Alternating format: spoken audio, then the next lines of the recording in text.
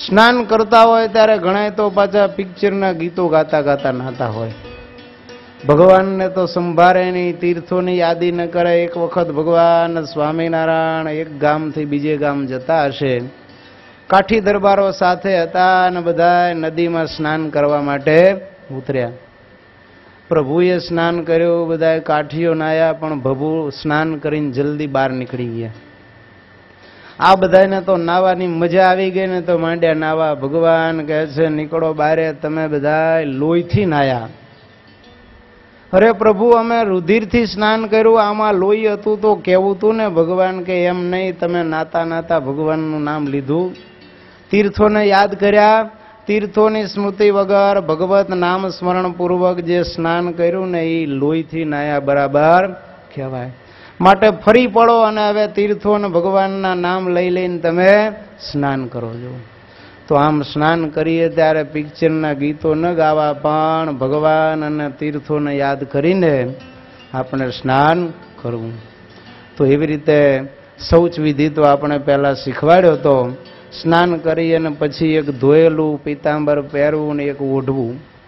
કારણ ભક્તો આ પૂજાનો વૈદિક ડ્રેસ છે. જુઓ, બધા ડ્રેસની છે ને અલગ અલગ અસર હોય. યુદ્ધ ફાટી નીકળ્યું હોય ને એ વખતે તમે જો સૈનિકને જબ્બો લેંઘો પહેરાવીને કે સદરો અને લેંઘો પહેરાવીને જો લડવા મોકલો ને તો એ હારીને જ આવે, કોઈ દી જીતે નહીં હો. પણ એ વખતે એને મિલિટરીનો ડ્રેસ પહેરાવીને મોકલ્યો હોય ને તો એનો કંઈક પાવર અલગ હોય.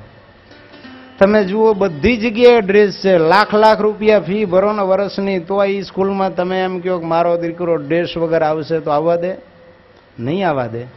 મિકેનિક હોય ને એના ડ્રેસ હોય છે, ટપાલીના ડ્રેસ હતા. જુઓ તમે, અત્યારે તો હવે ઘણી કંપનીઓમાં પણ ડ્રેસ નક્કી હોય છે કે આવો ડ્રેસ પહેરીને જ અમારા ક્લાયન્ટ વાળા એમ્પ્લોયી બધાએ આવવું.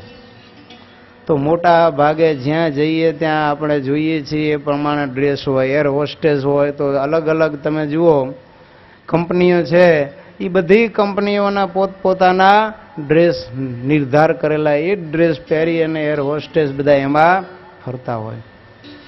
તો એ બધા ડ્રેસ પહેરીને પેટ માટે કરે છે, તો આપણે આત્મા માટે શું વૈદિક ડ્રેસ નહીં પહેરવાનો? માટે શક્ય હોય ત્યાં સુધી ભક્તો આપણે પીતાંબર અને ઉપરણી ઓઢીને પૂજા કરવી. ઘણા કે શરમ થાય. હું એમ કહું છું કે 5 સ્ટાર હોટેલમાં ઉતર્યા હોય ને અહીંયા દાઢી કરતા હાથે શરમ આવતી નથી. ત્યાંય બાલ્કનીમાં ઊભા ઊભા દાઢી કરતા હોય. અરે ગલ્લા પેટે લારી ગલ્લા ઉપર ઊભા હોય પાનના, અહીંયા 420 પાન ભરાયું હોય ગલોફામાં, અને જાણે ઓલા રોડ ઉપર બમ્પ હોય એમ આવડો ડટ્ટો થઈ ગયો હોય.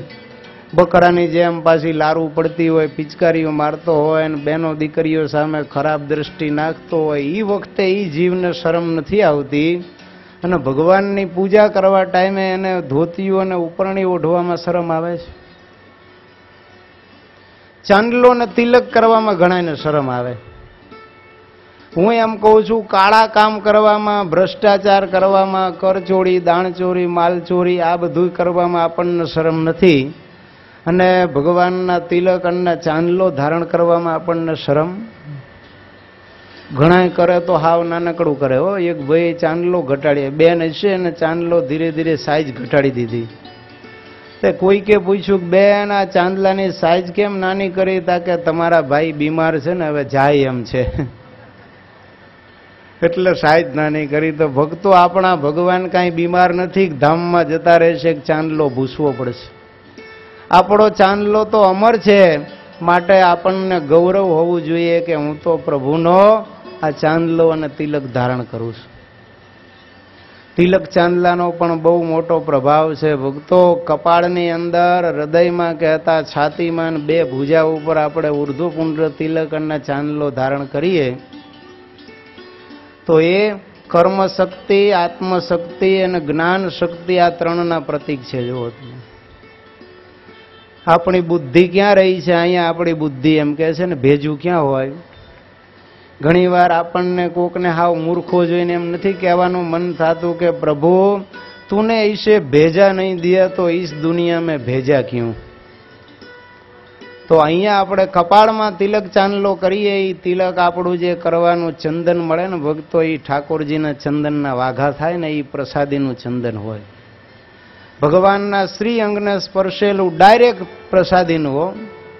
થાળ ધરાવીએ એ તમે જુઓ આપણે ભગવાનને અડાડતા નથી, છેટે જ લઈ લઈએ. પણ આ ચંદન એવું છે કે ભગવાનના શરીરે અડેલું એ ચંદનમાંથી આપણે ચાંદલો કરતા હોય ત્યારે એ ભગવાનની પ્રસાદીના ચંદન કપાળમાં આપણે તિલક કરીએ ત્યારે અહીંયા રહેલી આપણી બુદ્ધિ છે ને એ ભગવાનના પ્રસાદીભૂત ચંદનથી એટલી પવિત્ર અને શક્તિશાળી બને છે કે આપણે કોઈ પણ નિર્ણયો લેવા હોય એ બધા ધાર્મિક અને સદાચારના પંથે જ નિયમ લઈએ, પણ ક્યારેય પાપ કે અધર્મના પંથે નિર્ણય લઈએ નહીં. આપણો ડિસિઝન પાવર સ્ટ્રોંગ થઈ જાય ભગવાનના ચંદનથી.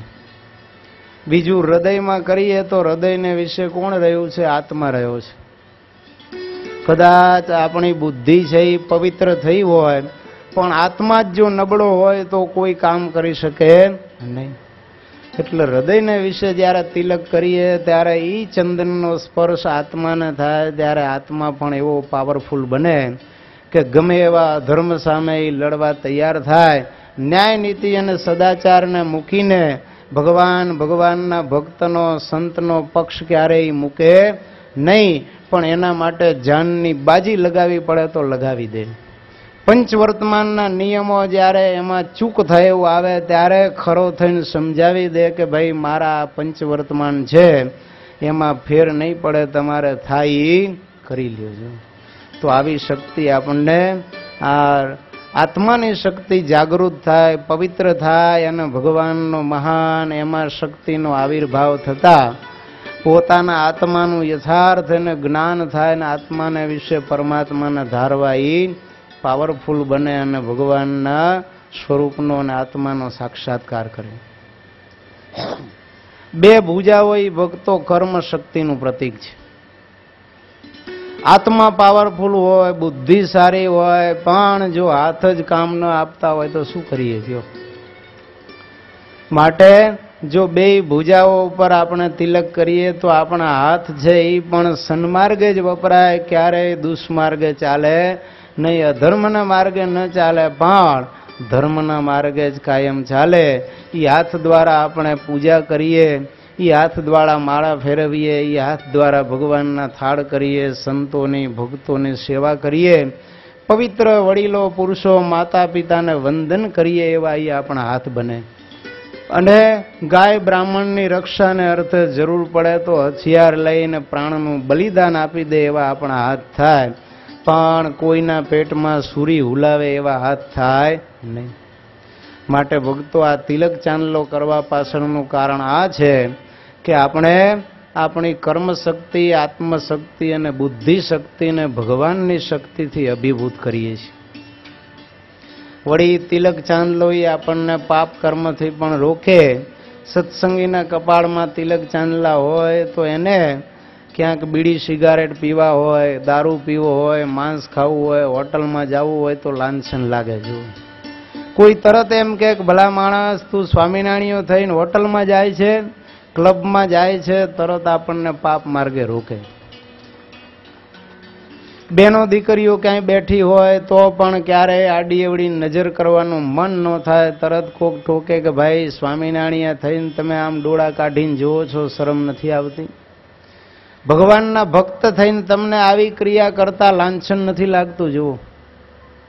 માટે જેના કપાળમાં તિલક ચાંદલા હોય એ બધાય પ્રત્યે લોકો એમ જ ભાવના રાખે કે આ સજ્જન છે. બસમાં તમે મુસાફરી કરતા હોય ને તોય બેનો દીકરીઓ બેઠી હોય તો એ જગ્યા આપે કે આ ભાઈ ભગત છે, બેસી જાઓ ભાઈ. પણ કાળા કોટ ને કાળો પેન્ટ ને પનામા કિંગ ને ચડાવીને ધુમાડા કાઢતો હોય કોલસિયા એન્જિન જેવો, તો કોઈ બેહાડે? જગ્યા ખાલી હોય ને તો એમ કે આવે છે હો, પણ જગ્યા ન આપે. અને પછી કોક ડોસા કે કોઈ બેનો દીકરીઓ આવે તો તરત એને એમ કે બેસી જાઓ. જો તિલક ચાંદલાના તો ઘણા ભક્તો ફાયદા છે, માટે અવશ્ય તિલક ચાંદલો છે ને એ ધારણ કરી રાખો. એક સત્સંગી હતા, એ નોકરીએ લાગ્યા તમે જુઓ, પણ હવે એના શેઠ હતા એ બીજા સંપ્રદાયના ઉપાસક. એટલે સત્સંગીને કહે છે કે ભાઈ તારે મારે ત્યાં નોકરી કરવી હોય તો અમારું તિલક તારે કરવું પડશે.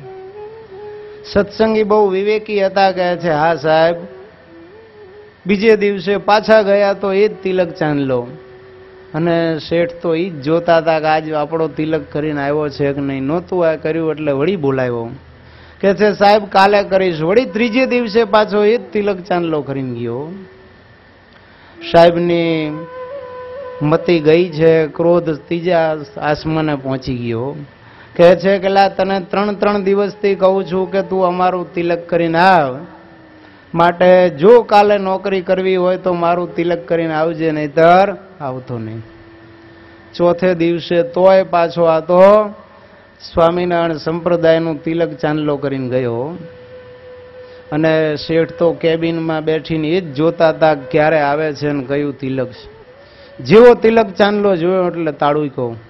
એ કે છે મૂર્ખ, તને અક્કલ નથી. આટલા દિવસથી હું તને કહું છું કે તું અમારા સંપ્રદાયનો તિલક ચાંદલો કર. ત્યારે કહે છે સાહેબ કરીને આવ્યો છું. ક્યાં ધૂળ કરીને આવ્યો છું, દેખાડજો. પેટ ઊંચું કરીને આમ શર્ટ કાઢીને દેખાડ્યો કે જુઓ આ પેટ ઉપર તમારો તિલક ચાંદલો રહ્યો. શેઠ ખીજાણા કે મૂર્ખ, અહીંયા તિલક ચાંદલો કરવાનો અમારો? ત્યારે કહે છે સાંભળો, તમારે ત્યાં નોકરી છે ને હું આ પેટ માટે કરું છું. મારું પ્રારબ્ધ મેં ભગવાન સ્વામિનારાયણને સોંપ્યું છે, માટે મારા કપાળમાં તિલક ચાંદલો મારા ભગવાનનો થશે. તમારો તિલક ચાંદલો આ પેટ ઉપર થશે ને લ્યો આ રિઝાઇન લેટર. મારે તમારે ત્યાં નોકરી કરવી નથી. કેટલી છે એને ખુમારી ભક્તો.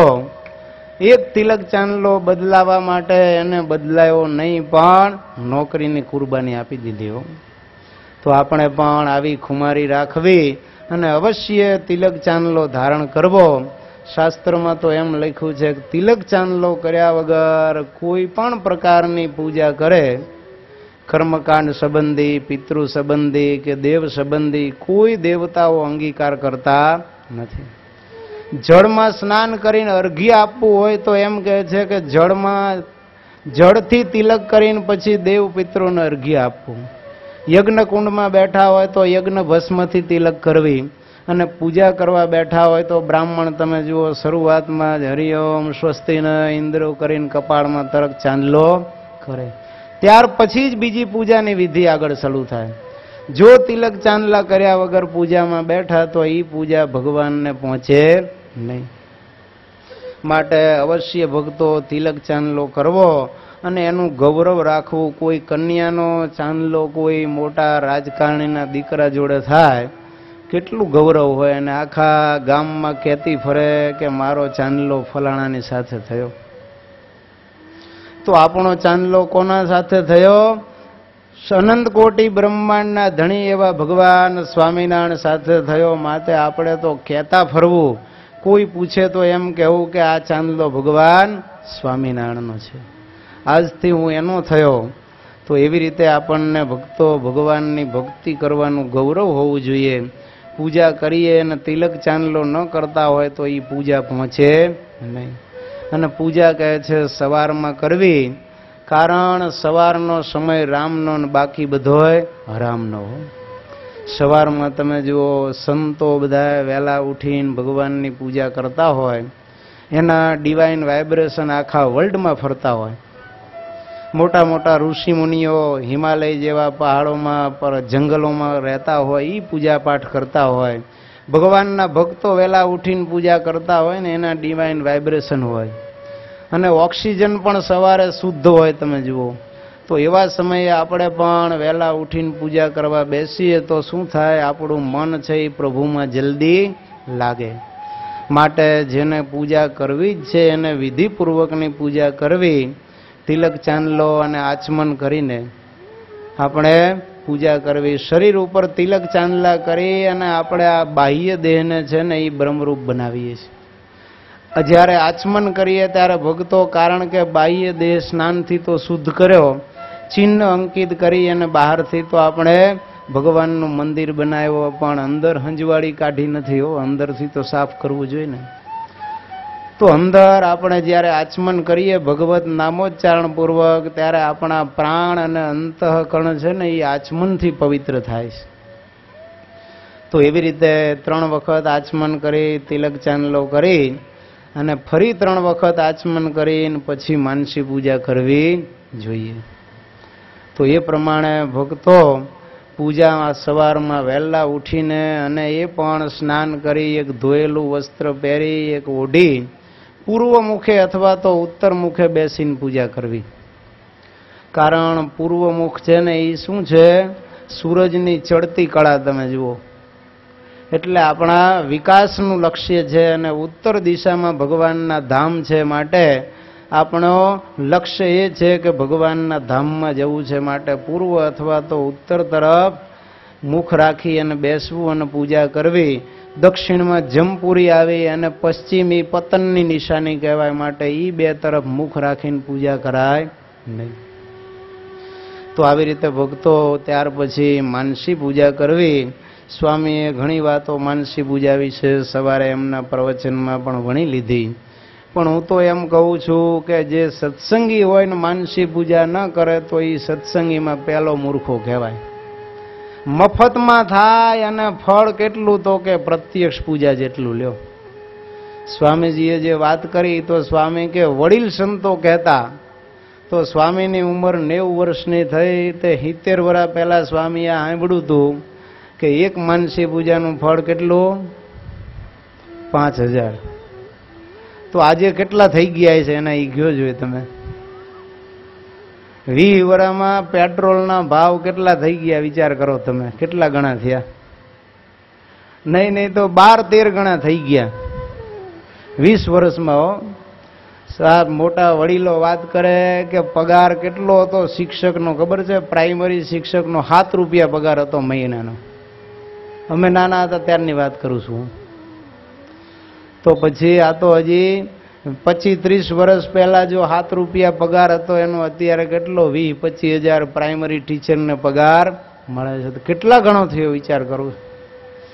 તો અત્યારે તો ભગવાન આપણને એક માનસી પૂજાના 1 લાખ રૂપિયા આપતા હશે કદાચ. પણ જો એ લાખ રૂપિયા આપણને સવારની માનસીને આપી દે ને તો બપોરની ન કરીએ હો. લાખ લઈને વાપરવા જતા રહે, ખાલી થાય ને ત્યારે બીજી કરીએ જો. એટલે ભગવાન શું કરે છે? માનસી પૂજાનું ફળ ડાયરેક્ટ આપણા એકાઉન્ટમાં જમા કરે છે. ઉપડે નહીં અહીંયા એવું, એ ઉપર જઈને જ કામમાં આવે. એવું જેમ ઓલા સ્વિસ બેંકમાં નાખ્યું હોય પણ અહીં ગુજરી જાય પણ કામમાં આવે નહીં. પણ આ ફળ એવું છે ગુજરી ગયા પછી કામમાં આવે. તો એ ભગવાન ધામમાં આ ફળ ભેગા કરે છે. જો હાર્ડ કેસ આપી દેતા હોય તો સવારની કરે, પછી બપોરની, સાંજની કે 4 રાતની કોઈ કરે નહીં. માટે ભક્તો માનસી પૂજા તો આપણા સંપ્રદાયમાં એકમાં નહીં, સર્વે ધર્મની અંદર ભક્તો આ માનસી પૂજા પ્રવૃત્તિ છે. હજરત મૂસા કરીને મુસ્લિમ સંત થઈ ગયા. જો એક મુસ્લિમ ગડેરિયા કહેતા ભરવાડ ઢોરા ચારવા જાય ને, બકરી ચારતો હતો. બપોરે બકરાને તળાવના કિનારે ચરતા મૂકીને એક ઝાડ નીચે બેસે, પછી આંખો બંધ કરીને ખુદાની માનસી પૂજા કરે. આજા ખુદા तेरे को भूख लगी है, मैं तेरे को दूध और रोटी खिला दूं. आजा खुदा तेरी दाढ़ी में मैं कंगनी लगा दूं. आजा खुदा तेरे को बाल में खुजली आती है, मैं तेरे माथे में से जू निकाल दूं. आंखों बंद કરીને આવી રીતે ખુદાની માનસી કરે છે. હસ્યો ભોળો એટલે આમ બોલતો જાય હો. ત્યાં હજરત મૂસા બહુ મોટા મુસ્લિમ સંત થઈ ગયા, ત્યાંથી નીકળ્યા. એણે જોયું, ઉભા રહ્યા થોડી વાર. આ બધી વાતો એની સાંભળીને કહે છે, અરે પગલા યા ક્યાં કરતા હે? જોયું આંખું ખોલીને ત્યાં તો હજરત મૂસા હો. તરત ઊભો થઈ ગયો, સલામ આલેકુમ કરીને માફી માગી. કહે છે શું કરતો તો? अरे मैं तो खुदा की मानसी कर रहा हूं. क्या कर रहा? अरे मैं बोलता हूं कि खुदा को भूख लगी है तो मैं उसको रोटी और दूध खिला दूं, उसको कंगनी लगा दूं, उसके सर में से जू निकाल दूं. त्यारे हजरत मूसा खिजाणा, अरे पागल, क्या खुदा को आकार है? खुदा को क्या दाढ़ी है? खुदा के बाल में क्या जू पड़ती है, ऐसी मानसी पूजा नहीं करने की एम करीने एवो थतड़ायो ने पेलो तो बिचारो रड़ी गयो। हजरत मूसा ने अगर माफी मांगी कि मारी भूल थई गई। तो अभी खुदा कैसा है, जैसा भी है वैसा है, लेकिन ऐसा नहीं है, इसलिए अभी ऐसी मानसी कभी नहीं करने की एम कही। अने तो कहे छे कि हवे केवी मानसी करूं त्यार के खुदा को आकार नहीं है एम कहीने तो चालता थई गया। अने वળી ओलो भरवाड़ तो पाछो बैठो, पण हवे निराकार खुदानुं ध्यान केम करवुं। अर्धो कलाक मथ्यो पण खुदामां प्रेम न थयो। वળી पाछो ए तो मूळ मानसीमां आवी गयो। त्यारे स्वयं खुदा त्यां प्रगट थया हो अने एने दर्शन आप्या। जो आ बाजू हजरत मूसा तो एने आम कहीने નીકળી ગયા ने त्यारे खुदा एना उपर खीजाणा अने आकाशवाणी गेबी अवाजथी खुदा एने पूछे छे, हजरत मूसा तूने मेरे को इस जहां पे क्यों भेजा है? मुमुक्षु की श्रद्धा तोड़ने के लिए या बढ़ाने के लिए? हजरत मूसा कहता है कि मेरे को तो तुमने मुमुक्षु की श्रद्धा बढ़ाने के लिए भेजा है। तो तुमने ये क्या किया? ये गडेरिया की श्रद्धा तोड़ दी। मैं कैसा हूं? अरे खुदा आप तो करतु मकरतु अन्यथा करतु समर्थ हो, तो क्या मैं एक गडेरिया के लिए आकार नहीं धारण कर सकता? हजरत मूसा ने तो आजा गगड़ी गया हो। कहे छे खुदा आप तो जो चाहे वो कर सकते हो, तो फिर जाओ वापिस और वो गडेरिया की श्रद्धा बढ़ाओ। आयो हजरत मूसा पाछो आवीने पेला गडेरिया ने पगे लागीने कहे छे कि गडेरिया तू जे खुदानी मानसी करे छे ने ई साची छे, माटे एवी रीते तू खुदानी मानसी करजे। अने ई खुदा तमे जुओ માંગરોળની અંદર ભગવાન સ્વામિનારાયણ ત્યાંના નવાબ બદરુદ્દીન બાદશાહ અને એમના જે કાળા સાજી કાજી શાળા હતા એ બધા એને ભગવાને દિવ્ય રૂપે દર્શન ખુદા રૂપે આપ્યું। હજરત મોહમ્મદ पैगंबर आगे 24 पैगंबरो भगवान स्वामीनारायण खुदानी स्तुति करता होय ने एवा दर्शन थया अने पछी जागीने बधा स्वामीनारायण खुदाना आश्रित थई गया। तो आम आवी रीते आ गडेरिया तमे जुओ खुदानी मानसी करता, तो ये संप्रदायमां आवी मानसीनो रिवाज छे अने स्वामीनारायण संप्रदायमां तो विशेष भक्तो आनो रिवाज छे। मानसी पूजा अने प्रत्यक्ष पूजा में भक्तो प्रधानता तो शेनी छे? भावनी छे। भाव वगरनी मानसी अने प्रत्यक्ष पूजा बेय नकामी छे। आमे जगतनी अंदर लोको भावमां ज खाटे छे। तमे जुओ ने चांदीनो भाव पेला ओछो हतो अने पछी 70,000 पहोंच्यो त्यारे 25-30 में लीधी हशे ने 70 में वेची हशे। ए केवा मालम माल थई गया हशे। जमीनना भाव तमे जुओ वीघाना लाख रुपया हता अने 4 वर्षमां करोड़, 1.25 करोड़ ने 1.5 करोड़ थई गया। ए 4-5 वर्ष पहेला 1 लाख में लीधी हशे। ए करोड़ लाखोपतिमांथी करोड़पति घड़ीक वारमां थई गया। माटे भाव वधे तो मालम माल थई जवाय अने भाव घटे तो भिखारी थई जवाय। एम भगवाननी पूजामां अने भगवानमां भाव वधे तो एकांतिक भक्त थई जवाय। माटे भावे सहित विशुद्ध अने साचा भावथी भगवाननी पूजा अने मानसी सारंगपुरना वचनावतमां भगवान के गदगद कंठे अने रोमांचित गात्र थईने प्रत्यक्ष पूजा करे तोय श्रेष्ठ छे अने मानसी करे तोय श्रेष्ठ छे। जो द्रोड़ गाममां संतो पधारेला ने એટલે ત્યાં મહિનો રોકાણા પછી સંતો કે નિયમ લ્યો ત્યારે પ્રેમજી વણિક કરીને એક વાણિયો હતો। એટલે કે સ્વામી હું કોઈ નિયમ ન લઉં। સ્વામી કે કાંઈક તો લેવું પડે તારે કે મફતમાં થાય એવું હોય તો કયો। સંતો કે મફતમાં તો માનસી થાય, એક પાઈનો ખર્ચ નહીં। તો કે ભલે માનસી શીખવાડી અને પછી તો એ વાણીઓ માનસી કરવા માંડ્યો।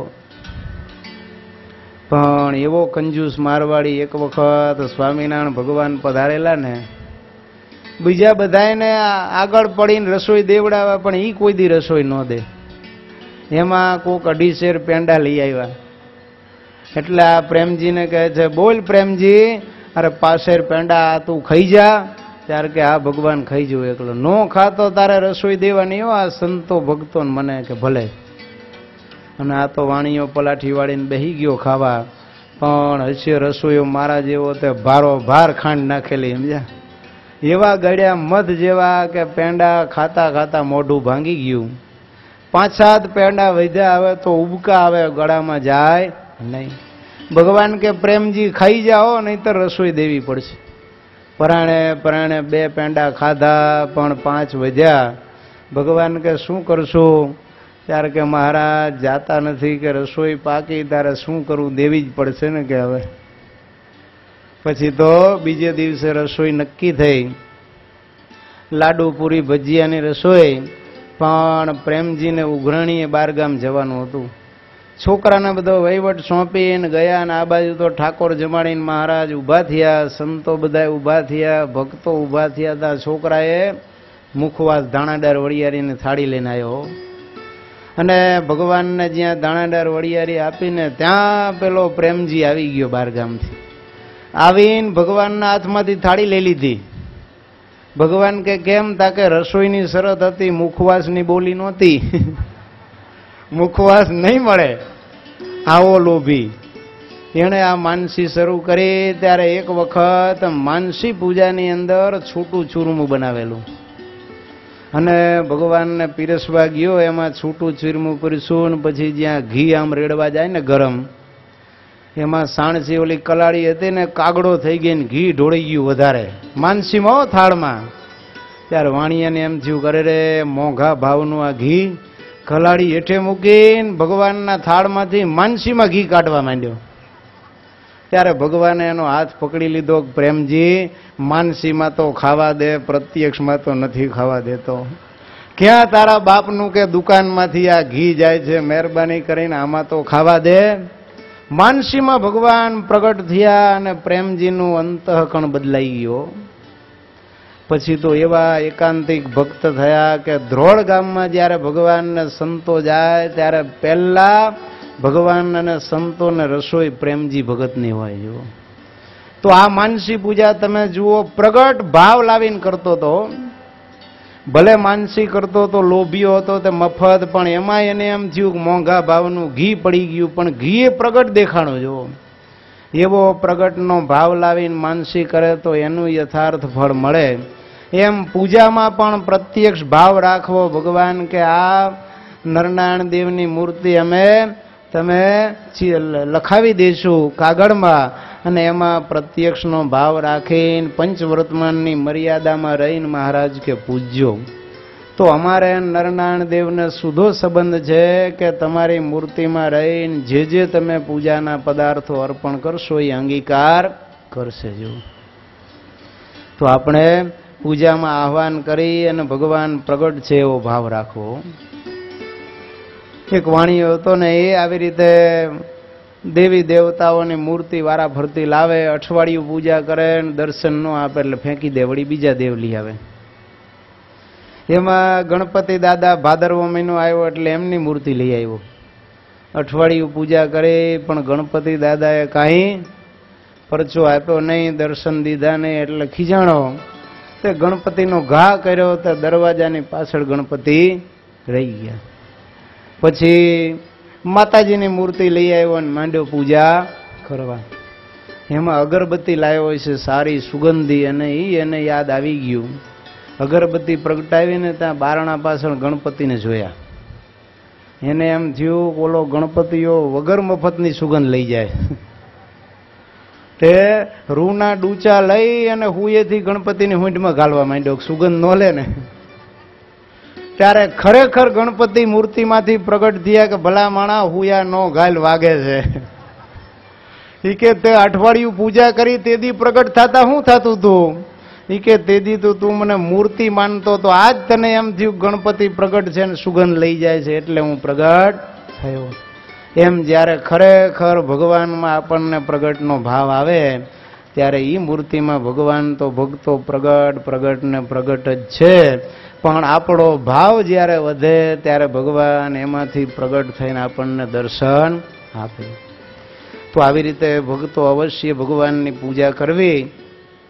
એ પણ વૈદિક ડ્રેસ પહેરીને ભગવાનની પૂજા જો કરીશું તો અવશ્ય આપણું જીવન ધન્ય થશે. એમાં પણ ઘણા એમ માને કે ભાઈઓને જ કરાય ને બાઈઓને ન કરાય, પણ બાઈઓ અને ભાઈઓ બધાને ભગવાન સ્વામિનારાયણ કહે છે અવશ્ય ભગવાનની પૂજા કરવી જો. સત્સંગી જીવન પ્રકરણ 5 અધ્યાય 36 શ્લોક નંબર 1 ભગવાન કહે છે, સ્ત્રીઓના ધર્મ ભગવાન લખે છે, નિત્યમ શ્રી વાસુદેવસ્ય યોષાભિઃ પૂજનમ મુદા કર્તવ્યમ તસ્ય ચ વિધિમ કથયામિ સમાસતઃ. ભગવાન કહે છે યોષાભિઃ એટલે બાઈઓ દ્વારા, નિત્ય આનંદપૂર્વક, મુદા એટલે આનંદપૂર્વક ભગવાનની પૂજા કરવી અને એની વિધિ ભગવાન કહે છે હું હવે તમને કહું છું. જો સ્વામિનારાયણ સંપ્રદાયમાં તો ભક્તો બધા માતાઓ બહેનો દીકરીઓ છે ને 8 વર્ષની ઉંમરથી માંડી અને 80 વર્ષ સુધી પૂજા કરે છે. પણ ઘણાને અણસમજણ હોય, મનમાં એમ વિચાર કરે કે દીકરીને પૂજા લઈ દઈએ અને પછી સાસરે જાય ને ત્યાં સત્સંગી ન હોય તો. પણ હું એમ કહું છું કે તમે દીકરીને પૂજા લઈ દેશો તો ભગવાન સત્સંગીનું ઘર નહીં ગોતી દે? ઉલટાની પૂજા કરતી હશે તો ભગવાનની એના ઉપર કૃપા ઉતરશે અને સારો સત્સંગી વર એને મળશે. કદાચ બિન સત્સંગીમાં એ જાશે તો ભગવાનને એની પાસે ત્યાં સત્સંગ કરાવવો હશે. એની એવી દ્રઢતા હશે તો સાસરિયામાં જઈને બધા બિન સત્સંગીને પણ એ ભગવાનના ભક્ત બનાવી દેશે. માટે એવી આશંકા રાખીને ક્યારે એમ ન કરવું કે મારી દીકરીને પાછળ કેવું ઘર મળે એટલે પૂજા નથી લઈ દેવી. કોઈ દી એમ થયું કે દીકરીને પરણાવીશ ને પાછી આવશે તો કોઈ પરણાવે? પાડોશીમાં કેટલાયના પાછા આવેલા હોય છે. કોઈને ઘણાને પૂજાનું કહીએ ત્યારે કે રોજ ન થાય તો પાપ લાગે ને, હું એમ કહું છું. એમ માનીને પૂજા નથી લેતા. તો હું એમ કહું છું સંસારમાં કેટલાયના છૂટાછેડા જોઈને વાંઢાઓને કોઈને એમ થાય છે કે પરણવું નથી, આપણે આવું થશે તો. ઘણી બહેનો આત્મહત્યા કરીને મરી જાય, અગ્નિ સ્નાન ગળે ટૂંપો ખાઈને તારે કુંવરી દીકરીઓને એમ થાય છે કે મારે આવો ધણી મળશે તો નથી પરણવું. ત્યાં તો કોડે કોડે હોંશે હોંશે ના પાડે તોય ધરાહરથી પરણી જાય છે. અને એમાં તો કોઈ ગેરંટી નથી ધણી કેવો મળે, પત્ની કેવી મળે. જ્યારે ભગવાનની પૂજા કરશું ત્યારે તો આપણા પ્રારબ્ધમાં જે હશે એનાથી સારું જ મળવાનું છે. ભગવાન સ્વામિનારાયણ એમ કહ્યું કે જે સત્સંગ કરે એનું હુડીનું દુઃખ કાંટે કરીને ટાળી નાખે. વિચાર કરો, સૂડી એટલે ફાંસીની સજા થવાની હોય તો એને પગમાં એક કાંટો લાગે અને એટલા માત્રથી ફાંસીની સજા માફ થઈ જાય. તો આટલું મોટું ફળ ભગવાનની આ સેવા પૂજા સત્સંગનું છે. માટે બહેનો દીકરીઓ માતાઓએ પણ અવશ્ય પૂજા કરવી જોઈએ. અરે વડોદરાની અંદર તમે જુઓ, બાઈઓ નાની નાની ઉંમરે ભગવાનની પૂજા કરતા. એક 5 વર્ષની બાળકીઓ, એની માતા છે ને એ ભગવાનની પૂજા કરતી હતી ત્યારે એની બાજુમાં બેસી જાય, ધ્યાન કરે ત્યારે એની બાજુમાં બેસી જાય અને પૂછે કે મમ્મી તું શું કરે છે? ત્યારે કહે છે બેટા હું ભગવાનની માનસી કરું છું ને ભગવાનનું ધ્યાન કરું છું. 5 વર્ષની ઉમિયા કહે છે મમ્મી કેવી રીતે માનસીને ધ્યાન કરાય? અને એની મમ્મી એને શીખવાડ્યું. 5 વર્ષની છોકરી માનસી અને ધ્યાન કરવા માંડી તો ભગવાન એની માનસીમાં પ્રગટ થવા માંડ્યા અને એવી સામર્થ્ય પ્રાપ્ત થઈ કે સમાધિ સ્થિતિ પ્રાપ્ત થઈ ગઈ. અને જ્યાં ભગવાન હોય ત્યાં આ બાળકી સમાધિ કરીને પહોંચી જાય. 35 વર્ષની એક મરાઠી બાઈ હતી, એને બિચારીને ભગવાન મેળવવા માટે કેટલાય પંડિતો બાવા સાધુઓ પાસે જઈને ખૂબ ધન ખર્ચ્યું, સેવા કરી કેટલી, પણ તોય ભગવાન ન મળ્યા. અને એ 5 વર્ષની આ મથુરાબાઈ પાસે આવી અને આવીને વાત કરી કે મારે આવી રીતે ભગવાનના દર્શન કરવા છે. ત્યારે કે બેસ, સ્વામિનારાયણનું નામ લે અને આવી રીતે ભગવાનની મૂર્તિને સંભાળ. 5 વર્ષની બાળકીએ 35 વર્ષની બાઈને સમાધિ કરાવીને સમાધિમાં અક્ષરધામ અને ગોલોકના દર્શન કરાવ્યા. જાગીની બાઈ સત્સંગી થઈ ગઈ અને આ 5 વર્ષની મથુરાને ગુરુ માનતી જવું. આવો અલૌકિક પ્રતાપ ભક્તો આ સંપ્રદાયની અંદર નાના બાળકોનો છો. શશિકાંતભાઈ ત્રિવેદી અક્ષર નિવાસી, એમના દીકરા ધીરેનભાઈ, એના દીકરાનું નામ છે નાનકડો દર્શન. અત્યારે તો ગુરુકુળમાં ભણવા આવી ગયો છો.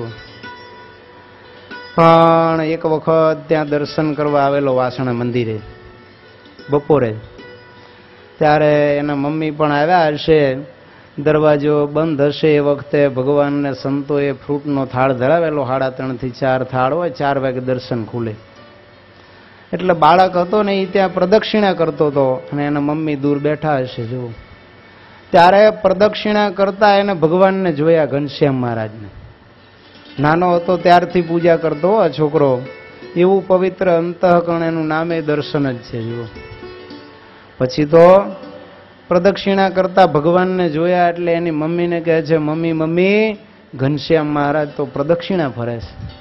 એની મમ્મી કે ગાંડો થામાં આવે, ભગવાન તો અત્યારે થાળ જમે. ત્યાં કે નહીં મમ્મી, મેં જોયું ને મારી હારે પ્રદક્ષિણા ફરતા હતા. એ કે હોય નહીં આવું કોઈ દી. અરે ના, શું હોય, કેવા હતા બોલજો. ત્યારે બાળકે વાઘાનું વર્ણન કર્યું ને, જેવા દર્શન ખોલ્યા ત્યાં એ જ વાઘા પહેરીને ભગવાન ઉભા હતા જુઓ. તો આવા મંદિરોની અંદર ભગવાન પ્રગટ હોય, પણ આપણા અંતઃકરણ આવા શુદ્ધ થાય ને ત્યારે આપણને દર્શન થાય. એ નાનો હતો ને ત્યારે પણ સૂતો હોય ને, રાતે પલંગમાં બેસીને જાગે. એની મમ્મી ક્યારેક જાગી જાય, પપ્પા જાગી જાય, ત્યારે કે બેટા શું કરે? ત્યારે કે ઘનશ્યામ મહારાજ અહીંયા સૂતા છે. પડી ન જાય ને એટલે ચોકી કરું છું જો. તો આવા નાના બાળકો પણ પવિત્ર અંતઃકરણ વાળા હોય તો એને નાની ઉંમરથી ભગવાન આવા દર્શન આપે. માટે આપણે પણ 8 વર્ષથી બાળકોને પૂજા કરતા કરી દેવા, તે 80 વર્ષ સુધી ભગવાન કે પૂજા કરવી. જો ન કરે તો ભગવાન સ્વામિનારાયણ કહે છે એને 2 જન્મનું જ્ઞાન થઈ જાય. પૂજા ન કરે એને, કરે એને નહીં. સત્સંગી જીવનના 5મા પ્રકરણમાં ભગવાને લખ્યું, યો ન પૂજયતિ નિત્યમ પ્રીત્યા દેવમ જગત પ્રભુમ સ નર રાસભતામ લભતે તતઃ સુકરતામ ગતઃ. ભગવાન કહે છે કે જે 8 થી 80 વર્ષના છે અને રોજે પ્રીતિપૂર્વક ભગવાનની પૂજા નથી કરતો, એ બીજા જન્મે સ નર રાસભતામ લભતે. રાસભ એટલે વૈશાખી નંદન ગધેડો. અને તતઃ સુકરતામ ગત, અને ત્યાર પછી ભૂંડ થાય છે. કહેતા પ્રજાપતિ ઘરનો ઘોડો થાય જેવો તમે, અરબસ્તાનનો ઘોડો. માટે ભગવાન, આ તો સ્વામિનારાયણ ભગવાન બોલ્યા છે, જેને માણસ બનાવ્યા ભગવાનની પૂજા નથી કરતા, ભગવાન કે બીજા જન્મે ગધેડો અને ત્રીજા જન્મે ભૂંડ થાય છે. અને આજે તમે જુઓ ભૂંડને કેટલા કાપી નાખા વર્લ્ડમાં ખાધા કરે, છતાંય વસ્તી ઘટતી નથી. એનું કારણ શું છે? જે અત્યારે પૂજા નથી કરતા એ બધા મરીને ભૂંડ થાય છે, અને કાપી કાપીને ખાઈ જાય તો એ ખૂટતા નથી. ઓસ્ટ્રેલિયામાં 2002 કે 2003માં મેં સાંભળ્યું હતું કે વસ્તી 3.2 કરોડ ભૂંડ અને 2 કરોડ માણસો અને 3.7 કરોડ ભૂંડ હતા. લ્યો, માણા કરતા ભૂંડની વસ્તી જાજી હતી.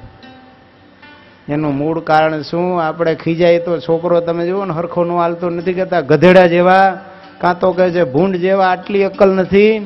એમ ભગવાનને એમ થાય છે કે આને મેં માણસ બનાવ્યો, ઇન્દ્રિયો અંતઃકરણ આપ્યા અને મુક્તિના સાધન ન કર્યા, મારી પૂજા પાઠ કરીને મોક્ષ ન મેળવો માટે આ ગધેડો ભૂંડ જેવો છે. માટે એને બીજો જન્મ ગધેડા અને ત્રીજો જન્મ ભૂંડનો આપે.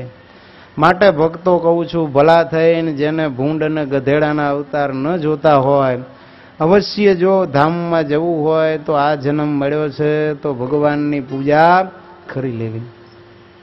રામને માનતા હોય તો ભલે રામની, કૃષ્ણને માનતા હોય તો કૃષ્ણની, કે સ્વામિનારાયણ ભગવાનને માનતા હોય તો સ્વામિનારાયણ ભગવાનની પણ અવશ્ય પૂજા તો કરવી.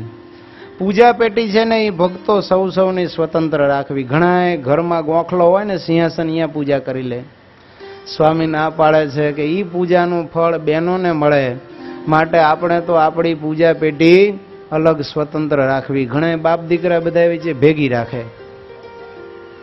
બાઈક એને અલગ અલગ બધાને જોઈએ, ગાડીઓ અલગ અલગ જોઈએ, કપડાં બીજું બધું અલગ, એને ખાલી એક પૂજા જ ભેગી. ઘણાને તો પિતાંબર ને ઓલું ઉપરની બધા વેચી એક હોય લ્યો, એક પૂજા કરી લે પછી બીજો કરે. રૂમ તમે જુઓ બધાના અલગ અલગ રૂમ, એ સિવાયના ગેસ્ટ રૂમ ને બધા ડ્રોઈંગ રૂમ ને ડાઇનિંગ રૂમ ને કિચન ને આ બધા અલગ અલગ બનાવે. અને એક 20 રૂપિયાની પૂજા પેટી આવે છે, એ જ ભેગી રાખે લ્યો. પૂછીએ ભગત આજ કેમ તિલક ચાંદલો નથી કર્યો? ત્યારે કે આજ પપ્પા પૂજા પેટી લઈ ગયા છે ને એટલે પૂજા નથી કરી લ્યો. ત્યારે ખબર પડે કે બધા વેચી એક પેટી છે. તો 20 રૂપિયામાં ભિખારી થઈ જશો. હું એમ કહું છું એક પેટી લેતા શું થાય છે? ઘરની બહાર પગ રૂપિયામાં મૂકે ને તોય 25 રૂપિયા ખર્ચા વગર પાછા નથી આવતા. અને પૂજાની પેટી એક 20 રૂપિયામાં આપણને અક્ષરધામનું ભાથું મળે. માટે અવશ્ય ભક્તો પૂજા પેટી બધાની સ્વતંત્ર રાખવી. ઘણા કાચી પૂજા લે, સમજ્યા? શું કામ? તો કે કોક દી થાય ન થાય તો ચિંતા નહીં ને. લગ્ન પાકા કરો છો, દસ્તાવેજ પાકા કરો છો ને એક પૂજા જ કાચી, હું એમ કહું છું. માટે એ કાચી પૂજા લેતા હોય પછી એમાં હોય કાંઈ નહીં, સમજ્યા? શક્કરવાર હોય નહીં. માટે પૂજા અવશ્ય કરવી અને નિત્ય કરવી પૂજા. ઘણા રવિવારે કરે કે રજા હોય ને તે દી શાંતિથી થાય.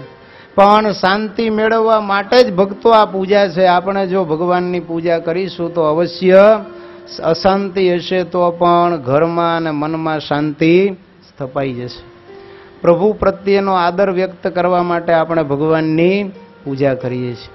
એનો આભાર માનવા માટે કે હે પ્રભુ, તે મને રાતે સૂતો તો અને સવારે જીવતો જગાડ્યો એ બદલ, અથવા તો અન્ન પાણી અને હવા આ બધું તું મને આપે છે, એનો હું તારા આભાર માનું છું. મનની શાંતિ માટે અને મનની સફાઈ માટે ભક્તો નિત્ય પૂજા કરવી જોઈએ. જિંદગીની અંદર આવનારા અનિષ્ટોથી બચવા માટે પણ ભગવાનની પૂજા કરવી જોઈએ. સ્ટ્રેસ અને સ્ટ્રેન તમે જુઓ, ઘણાને એવી મનમાં સ્ટ્રેન ને સ્ટ્રેસ હોય એમાંથી ઘણીવાર લોકો આત્મહત્યા પણ કરી લેતા હોય છે. પણ ભગવાનની પૂજા કરે તો એવી આપણી આત્માની શક્તિ અને બુદ્ધિ પવિત્ર થાય કે આત્મહત્યાના વિચાર આવે નહીં. તો આવી રીતે પ્રભુ પ્રત્યેનો આદર અને એનો આભાર, મનની શાંતિ, મનની સફાઈ અને જિંદગીમાં આવતા અનિષ્ટોથી બચવા માટે અવશ્ય ભગવાનની પૂજા રોજ કરવી. જે દિવસ પેટ પૂજા કરીએ તે દિવસ ભક્તો પ્રભુ પૂજા કરવી અને પ્રભુ પૂજા કરીને પછી જ પેટ પૂજા કરવી. સ્વામીએ સવારે દ્રષ્ટાંત આપ્યું હતું, પૂજા કર્યા વગર ખાતા પીતા નહીં. તો ભગવાને ના પાડી છે કે માનસી પૂજા અને પ્રત્યક્ષ પૂજા કર્યા વગર કોઈએ પાણી પણ ન પીવું અને ખાવું પણ નહીં. તો આ પૂજા છે ને આપણી સર્વ પ્રકારે ભક્તો રક્ષણ કરે. મેઘપુરનો સુંદરજી સોની હતો, જામનગર સોનું લેવા માટે ગયેલો. જો સોનું ખરીદીને રાતે ક્યાંક ઉતર્યો હશે, વડાવીઓ લેવા તપાસ કરી પણ મળ્યો નહીં. એટલે પછી સવારમાં વહેલો 2:30 વાગે ધર્મશાળામાંથી ઉઠીને હાલતો થયો. ત્યારે ત્યાંનો એક વાઘેર યુવાન હતો. એને જોયું કે આ હોની પાસે હોનું છે અને આ બધા વાઘેર તો લૂંટારા લૂંટી લે.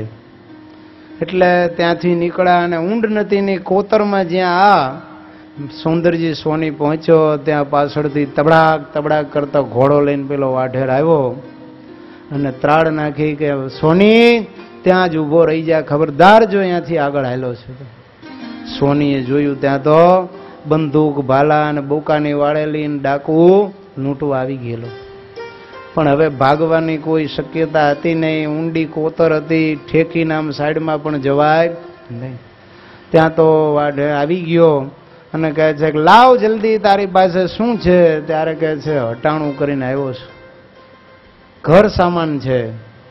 થેલો આંચકી લીધો, અંદરથી સોનું કાઢીને કે આ સામાન તારો? તો કે સોની છું તો મારે તો આ જ સામાન હોય ને. પડાવી લીધો. પછી કહે છે કે જે કાંઈ ઘરેણું ગાંઠું શરીર ઉપર પહેર્યું હોય આપી દે, મને બીજાની જેમ મળદા ચૂંથવાની આદત નથી હો. બધું ઘરેણું કઢાવી લીધું, ખિસ્સામાં પૈસા ટકા હતા એ ઝૂંટવી લીધા અને કહે છે કે મરવા તૈયાર થઈ જા. સુંદરજી કહે છે ભાઈ મારા ઉપર રહેમ કર, જીવતો છોડ. કહે છે મારા મિત્રોએ કરેલી ભૂલ હું એને દોહરાવવા માંગતો નથી. હું મફતમાં કોઈ દી માલ લેતો નથી, મહેનત કરીને જ માલ કમાવું છું. જેને લૂંટું એને મારીને જ પૈસા લઈ જઉં છું. એ વખતે સુંદરજીને પૂજા યાદ આવી હો. સુંદરજી કહે છે કે ભાઈ તારે મારવો હોય તો મારી નાખ, પણ એમ કર, સવાર થયું છે ને મારે પ્રભુની પૂજા બાકી છે, બસ મને પૂજા કરી લેવા દે. અને એ સુંદરજી ત્યાં પાથરીને પૂજા કરવા બેઠો, ગદગદ કંઠ અને રોમાંચિત કાતર. આજ તો મોત ઝઝૂમતું હોય ત્યારે કેવી પૂજા થાય ભક્તો ગયો. એવા આર્તનાદ પૂર્વક ભગવાનની પ્રાર્થના કરીને પૂજા કરે છે. થાળ ધરાવવાનો બાકી, ત્યાં તો લો વાઢેર પાછો શું કર્યું, સોનું બધું ઘોડાના પાવરામાં હગે વગે કરીને પાછો આવી ગયો અને કહે છે ચાલ સોનીડા મરવા માટે તૈયાર થઈ જા. અને આમ 12 જોટારી બંદૂક એની નાડચું છે ને આના હરમતા સામે તાકી દીધું. ત્યારે કહે છે બસ ભાઈ એક જ મિનિટ, હવે ભગવાનને પ્રસાદ ધરાવી લેવા દે. કહે છે ક્યાં સુધી હવે મારે મોડું થાય છે. ત્યાં ભગવાનને પ્રાર્થના કરીને ઉપર ભેખડ ઉપર ભયંકર એક સિંહ પ્રગટ થયો અને ત્રાડ નાખીને ઉપરથી એવો કૂદકો માર્યો જેમ 100 મણ માખણ 10 મણ માખણના લોંદા ઉપર 100 મણનો લોખંડનો પાટડો પડે અને ફોદે ફોદા નીકળી જાય એમ ઉપરથી સિંહ ત્રાટક્યો અને આ વાઘેરના ફોદે ફોદા કાઢી નાખ્યા. ઘોડો તો તોડાવીને ભાગ્યો, સુંદરજી પણ જાય ઊભી પૂછડીએ નદી હોહરો. ભગવાન કોતરની ભેખડ ઉપર પ્રગટ થયા અને કહે છે સુંદરજી ઉભો રે. સુંદરજી પાછું વળીને જુએ ત્યાં તો સિંહમાંથી સહજાનંદ 3 ચોગાડી પાગ ધારણ કરીને ભગવાન પ્રગટ થયા છે. દોડીને સુંદરજી પાછો આવ્યો છે, પ્રભુના ચરણમાં પડ્યો. ભગવાન વઢ્યા છે કે સુંદરજી આટલું સોનું લઈને નીકળો ને એક વડાવીઓ લેતા તને શું થતું હતું? કે છે પ્રભુ વડાવીઓ શોધ્યો પણ મળ્યો નહીં. અરે આજે આમ જો તું હોડના ભાવમાં જાત, આ તો તે મને સંભાળ્યો. તને મારી મરતા પહેલા પૂજા યાદ આવી એટલે તારી રક્ષા થઈ ગયું. જો એ પૂજા ભેગી ન લઈ ગયો હોત તો જીવેત. ભગવાને કહ્યું કે હવે કાયમ વડાવીયા લઈને નીકળજે. ઘોડાને પકડીને ભગવાને સોના સહિત ઘોડો એને આપ્યો કે બેહીન થા ઘર ભેગો જો. તો આવી રીતે ભગવાનની પૂજા કરીએ તો મોતમાંથી પ્રભુ ઉગારે અને પ્રત્યક્ષ દર્શન પણ થાય. માટે અવશ્ય ભક્તો ભગવાનની પૂજા 8 વર્ષથી 80 વર્ષના એ કરવી. માતાઓ બહેનો દીકરીઓ રજસ્વલા ધર્મમાં હોય તો 3 દિવસ ઘરના અન્ય સભ્યો એની પૂજા કરે. સૂતક આદિ આવ્યું હોય તો ત્યારે બીજા સત્સંગીઓ હોય એને પૂજા કરવા આપી દેવી. બાકી તો અતિશય બીમારી હોય અને આપણાથી પલંગમાંથી ઊભું ન થવાતું હોય તો માનસી પૂજા સૂતા સૂતા કરી લેવી, પ્રત્યક્ષ પૂજા બીજા પાસે કરાવીને આપણે ભગવાનના દર્શન કરી લેવા. તો પૂજામાં પણ ભક્તો આહવાનના મંત્રો બોલી વસ્ત્ર જે ભગવાનની મૂર્તિઓ રેશમી કપડા ઉપર પાથરી હોય ઊનના આસન ઉપર આપણે સારી પેઠે બેસાય એવા આસન ઉપર બેસવું. ઘણા તો ભગવાનનું આપણું બેયનું આસન એક જ રાખે, એ સંકીર્ણ આસન કહેવાય, એમ ચાલે નહીં. ધોતિયું ઘણા રાખે ને કેવું ખબર છે, એક ભાઈએ પીતાંબર લીધું એમાંથી 2 ટુકડા કર્યા, અડધું ઓઢે ને અડધું પહેરે. બનેલી છે હકીકત. સ્વામી જોડે હું ગયેલો ને બરાબર કામ હતું અને ભગતે દરવાજો ખોલ્યો ને પછી તો એવા શરમાય ઢીચણથી ઉપર ચડી જાય. ધોતિયું આમ ખેંચે તો ઓલી બાજુથી ચડી જાય ને ઓલી બાજુ ખેંચે તો આ બાજુ ચડી જાય. એવી જોવા જેવી થઈ. ત્યારે એને ખબર પડી કે આ લોભે લખણ જાય.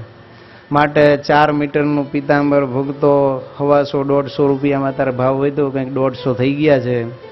એક વખત લ્યો ને તમે પહેરો ને તમારા દીકરા પહેરે તો ફાટે નહીં. લુગડા તો તમે જુઓ વર્ષે 3-3, 4-4 જોડી નવા ખરીદો છો, 1000-1000, 2-2, 5-5 હજારના સૂટ. અને પ્રભુને પ્રાપ્ત કરવા માટે આખી જિંદગી તમે પહેરો ને દીકરા પહેરે તોય ચાલે એવું એક પીતાંબર 120નું ન ખરીદાય. માટે ભગવાનને રાજી કરવા માટે અવશ્ય પીતાંબર પહેરીને પૂજા કરવી. રેશમી હોય ને ઘણા એમ માને કે આ પીતાંબર પછી ધોવાય નહીં, પણ ભક્તો ન ધોવાય એનો મતલબ કે અભડાય નહીં, પણ એનો મતલબ એમ નથી કે ધોવું નહીં. મેલું થાય ત્યારે અવશ્ય ધોવું, ગ્રહણ આવે ત્યારે પણ ધોઈ નાખવું. એક ભાઈ ગાંધીનગર 1992માં શિબિર હતી ને આવેલા. પછી હું એ વખતે પૂજા ચેક કરવા બધે ગયો ત્યારે એક ભાઈએ ધોતિયું પહેરેલું. મેં કીધું ભગત આ કથઈ કલરનું ક્યાંથી લઈ આવ્યા તમે ધોતિયું? ત્યારે કે સ્વામી ધોતિયું તો સફેદ હતું પણ કલર બદલી ગયો. મેં કીધું કાં? તો કે લીધું તે દાડાનું ધોયું નથી. મેં કીધું કેમ? તો કે સ્વામી રેશમીને ધોવાય નહીં ને. મેં કીધું ભલા માણા ધોવાય નહીં એનો મતલબ એમ નથી કે પછી ક્યારેય ન ધોવું, મતલબ અભડાય નહીં એટલા માટે એને રોજ ધોવાની જરૂર નહીં. સૂતરાઉ ધોતી હોય તો રોજ ધોવું પડે, પણ રેશમીને દરરોજ ધોવાની જરૂર નહીં. પણ એવું ગંધાય કે ભગવાનને આહવાન કરે એટલે એમ થાય કે જાણે ક્લોરોફોર્મ હું ગાડ્યું ભાઈ. ભગવાનને ઘેન ચડી જાય. લ્યો સમાધિમાં જતા રહે. ભગવાનના આસને જોવા જેવા હોય. ઘણાના તો રેશમી લીધા હોય પણ એવા કોકડા વળી ગયા હોય ને, ચંદન ને બધું રોજ ધોળે. ઘણા એવા લાહડિયા હોય ને બધા, તે પછી પાથરે પણ આમ સીધું નો રહે, વેલ્વેટનું હોય ને, વચ્ચે વળ પડી ગયા હોય. અને ભગવાનની મૂર્તિ પધરાવે ને પછી પંખો ચાલુ કરે ત્યારે ભગવાન ગાતા હોય કે ભક્તો લેજો સંભાળ, હોળી મારી દરિયે ઝૂલે. આમાં મૂર્તિ થાય ભગવાનની. માટે એવા આસન થઈ ગયા હોય તો ભક્તો બદલી નાખવા, પણ એવા ને એવા આસન રાખવા નહીં. પિતાંબર પણ જૂના થયા હોય તો નવા લઈ લેવા. આસન આપણે બેસવાના છે એ ભક્તો ઊનના રાખવા. સૂત્રવાસન રાખે તો ગરીબાઈ આવે એમ કહે છે.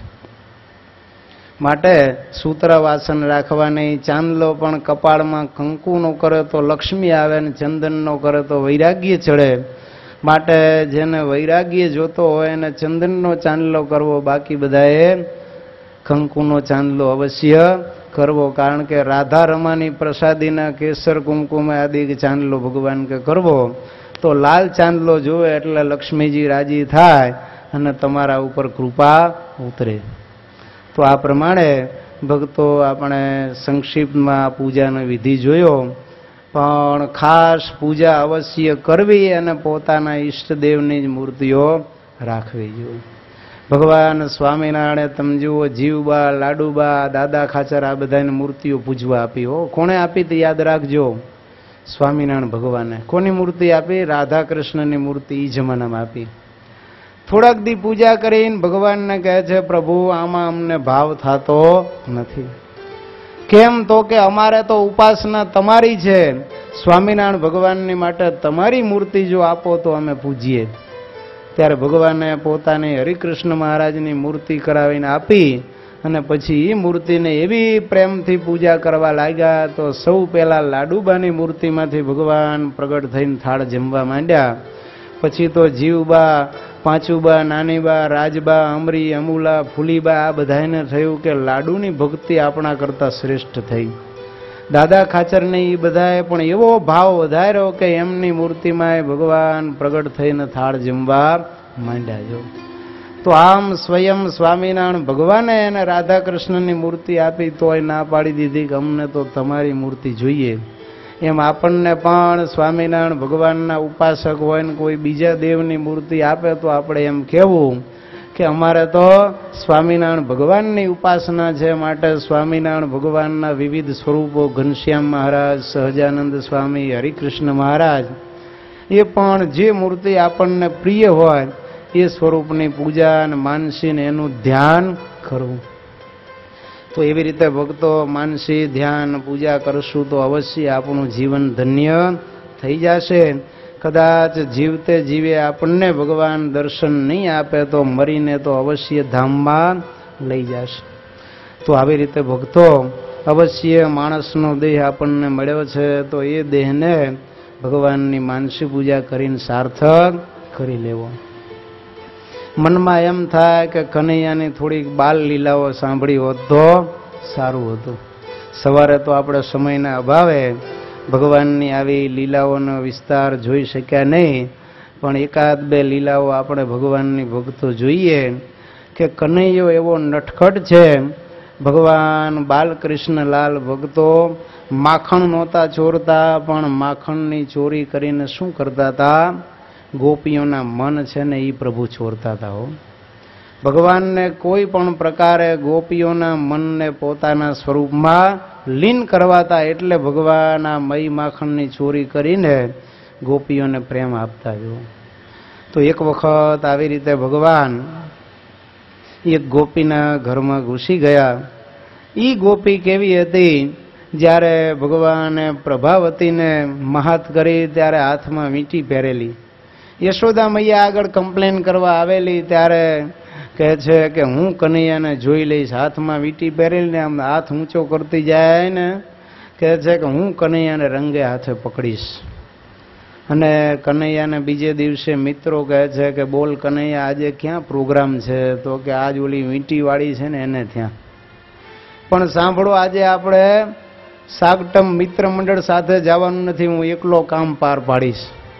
આમ તો કનૈયો આખું ગ્વાલ બાલ ચૌર્ય વિદ્યા પ્રસાર મંડળ એનું આખું મંડળ થાપેલું, ચોર મંડળ લઈને જાતો, પણ આજે એકલો કનૈયો ગયો છે. ગોપીનો દીકરો ઘરમાં રમતો હતો અને ગોપી રસોઈ કરે. હો, અરે ગોપી, ગોપી શું કરેશ? અરે આવ કનૈયા. શું કરે? અરે હું તો રસોઈ કરું છું. કનૈયાએ જોયું કે વેન્ટિલેટરમાં વીંટી મૂકેલી. હો, થોડી વાર વાતો કરી, છોકરાની હારે રમતા રમતા ક્યારે વીંટી લઈને હરકી ગયો ખબર પડી નહીં. બાળકોને બોલાવી અને હલવાઈની દુકાનેથી મીઠાઈ લઈ અને બધા છોકરાઓને ખવડાવી, માકડાઓને ખવડાવી અને મોઢું સાફ કરીને કનૈયો આવી ગયો ઘરે.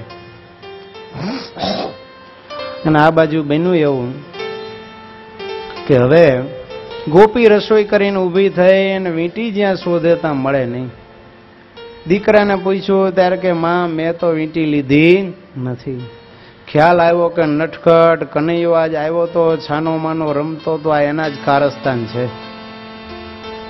એટલે આવી સીધી કમ્પ્લેન કરવા યશોદા મૈયા પાસે આવીને કહે છે માં આમ જો તારા કનૈયાએ મારી વીંટી ચોરી લીધી છે.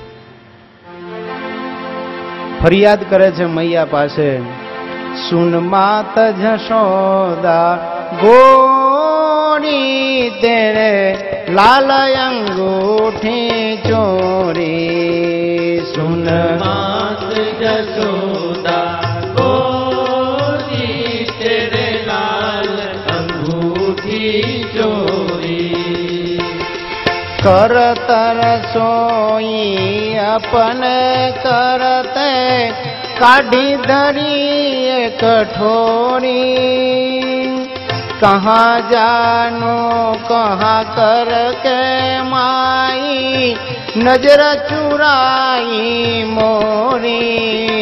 सुन मात जशोदा गोरी तेरे लाल अंगूठी चोरी. लक्षण तेरे नवल लाल के मैं नहीं जानत भोरी. लेके सटक गयो लटकन में कर कर बात ठगोरी. सुन मात जशोदा गोरी तेरे लाल अंगूठी चोरी.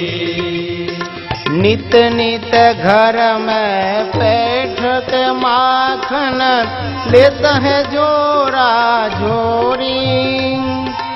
ब्रह्मानंद कया की लीला ऐसी लाख करोड़ी. सुन मात जशोदा गोरी तेरे लाल अंगूठी चोरी. ગોપી આવીને કહે છે મૈયા તારા કનૈયાએ મારી અંગૂઠી ચોરી છે. અરે ક્યાંથી ચોરે? તો કે હું રસોઈ કરતી હતી, વેન્ટિલેટરમાં રાખી હતી, તારો આ કનૈયો રમવા આવ્યો. વાતું કરતા કરતા ક્યારે વીંટી લઈને ભાગી ગયો ખબર પડી નહીં. માં તને ખબર નથી, આવી તો કેટલી આને ચોરી લાખ ને કરોડના હિસાબમાં કરીશ. મૈયા કનૈયાને કહે છે બેટા તે આની વીંટી લીધી છે.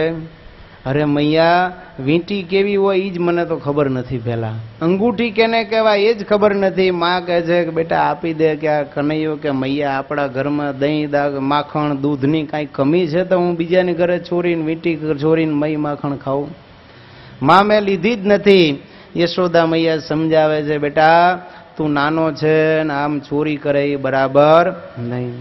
सुत ऐसे काम न कीजे छानी वस्तु कबहु न लीजे. सुत ऐसे काम न कीजे छानी वस्तु कबहु न अपने सुत को कहत जसोमती पर घर पगन धरी जय लाज जात देखत लोकन में सुने तो राजा की जय सुनवाते कामन कीजे छानी वस्तु कबहु न लीजे हे तुम छोटे अब ते कृत ऐसे कहो पुन लोकपति जय ब्रह्मानंद कहते रे कारण कन्या कहाँ मागी जय सुत ऐसे कामन कीजे छानी वस्तु न कबहु लीजे मैया કહે છે બેટા ક્યારે ચોરી ન કરવી કોઈની છાની વસ્તુ લેવી નહીં. જો બેટા સાંભળ તારા ઉપર આરોપ આવે છે ને આજથી તારે કોઈના ભરમાં પગ જ નહીં મૂકવાનો. આપણી ઇજ્જત જાય તારી આવી વાતો સાંભળીને આપણું ઘર મોટું કહેવાય શું મોઢું દેખાડીએ લોકમાં. માટે સાંભળ બેટા જો તારી આવી આબરૂના ધજાગરા થશે તો પછી તારા માટે કન્યા ક્યાંથી શોધશું. કનૈયો કહે છે માં કેવી વીંટી ને કેવી વાત. હું વીંટી વિશે કંઈ જાણતો જ નથી. આ ગોવાલણી ખોટે ખોટો મારા ઉપર આરોપ મારે છે. यह बोलत ग्वालन झूठी मैया मैं नहीं लीनी अंगूठे यह बोलत ग्वालन झूठी मैया मैं नहीं लीनी अंगूठी. माने કે આ ખોટે ખોટી મને બદનામ કરે. આમ જો માં આમ જો તો કેવી ડોળા કાઢે છે.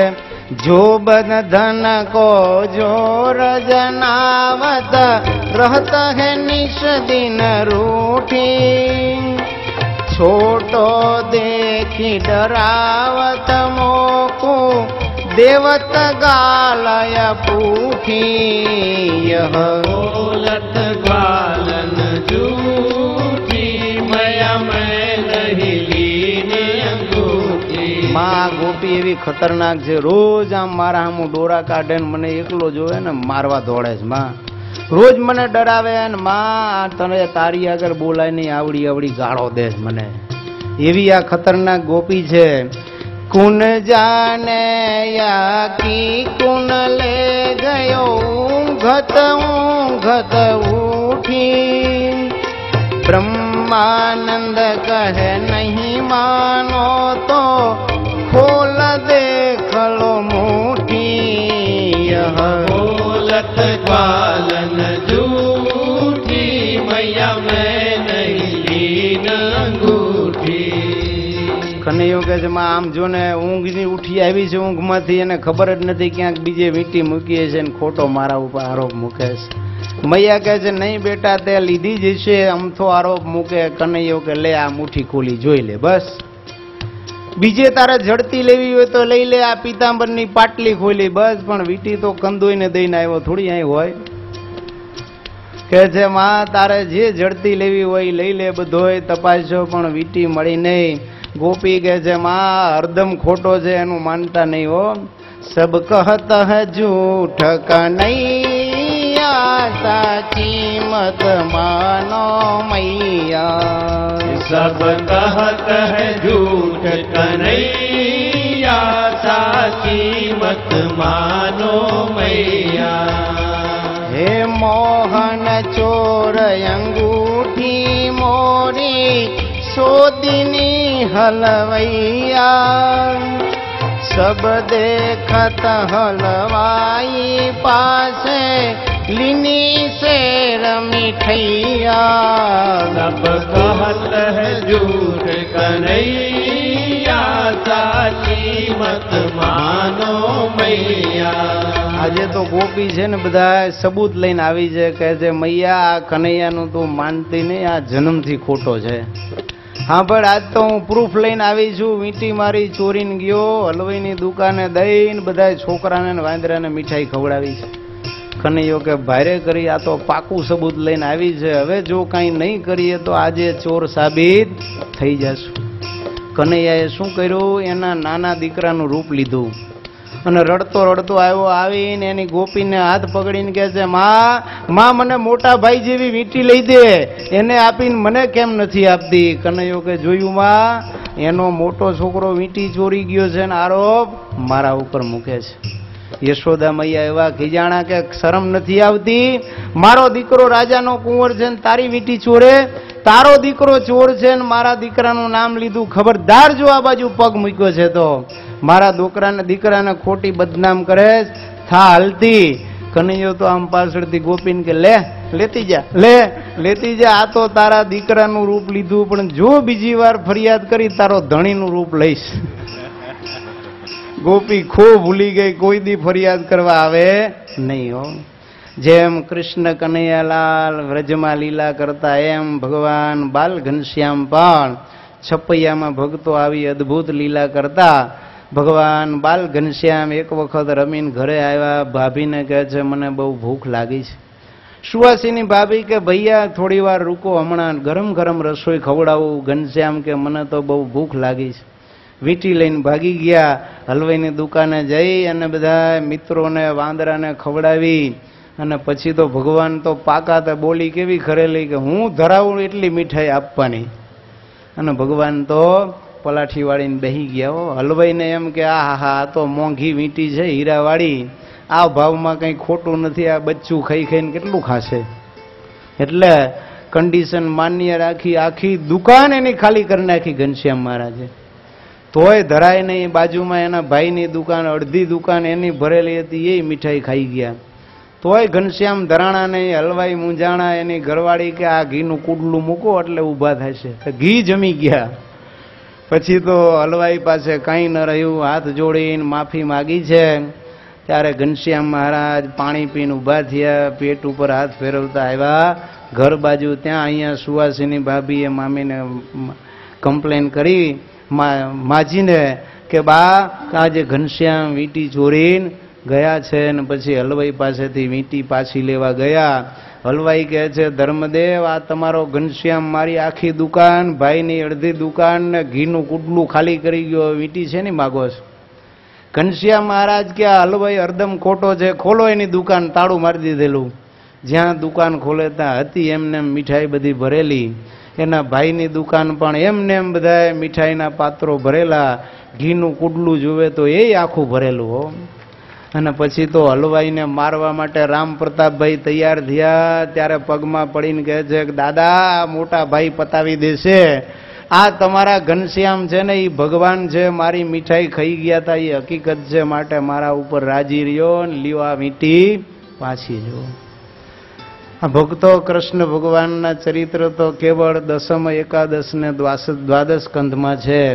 આખું ભાગવત 18,000 શ્લોકનું છે, પણ સ્વામિનારાયણ ભગવાનના ચરિત્રોથી ભરપૂર 33,000 શ્લોકનો ગ્રંથ શ્રી હરિલીલા કલ્પતરુ કેવળ ભગવાન સ્વામિનારાયણની જ અદ્ભુત લીલાઓથી ભરપૂર આ ગ્રંથ છે. અને એમાં ભગવાન રામચંદ્રજીની લીલાઓ, ભગવાન કૃષ્ણ પરમાત્મા જે લીલાઓ કરી એવી અનેક લીલાઓ અને એનાથી અલૌકિક અનેક લીલાઓથી ભરપૂર આ ગ્રંથ છે. કેવળ સ્વામિનારાયણ ભગવાનની જ લીલાઓથી ભરપૂર 33,000 શ્લોકનો ગ્રંથ છે. જો અને એમાં આ કનૈયાએ જેવી લીલા કરી એવી બધી જ લીલાઓ ભગવાને કરેલી છે. બબ્બે વખત ભક્તિ માતાને મુખની અંદર બ્રહ્માંડ દેખાડ્યું છે. કનૈયાએ જેમ ગોવર્ધન ધાર્યો એમ ભગવાન નાના હતા ત્યારે મોટું કોળું આવેલું, તારે એ કોળાને ટટલી આંગળી ઉપર ધારણ કરીને ગોવર્ધન ધાર્યો હોય એવા દર્શન પ્રભુએ છપૈયાવાસીને આપેલા. જો એક વખત આ કનૈયાની જેમ કમ્પ્લેન થાય ને એમ વેણીરામ અને ઘનશ્યામ મહારાજ બે એનું મંડળ કરેલું ને એકબીજાના ઘરમાં જઈને ચોરી કરે.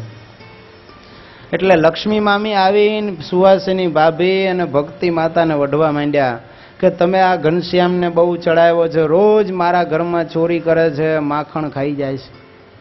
ભક્તિ માતા કહે છે, ભાભી મોઢું સંભાળીને બોલો, તમારો વેણી અમારે એમ ત્યાં ચોરી કરે છે, અમે કોઈ દી કાંઈ કહીએ છીએ?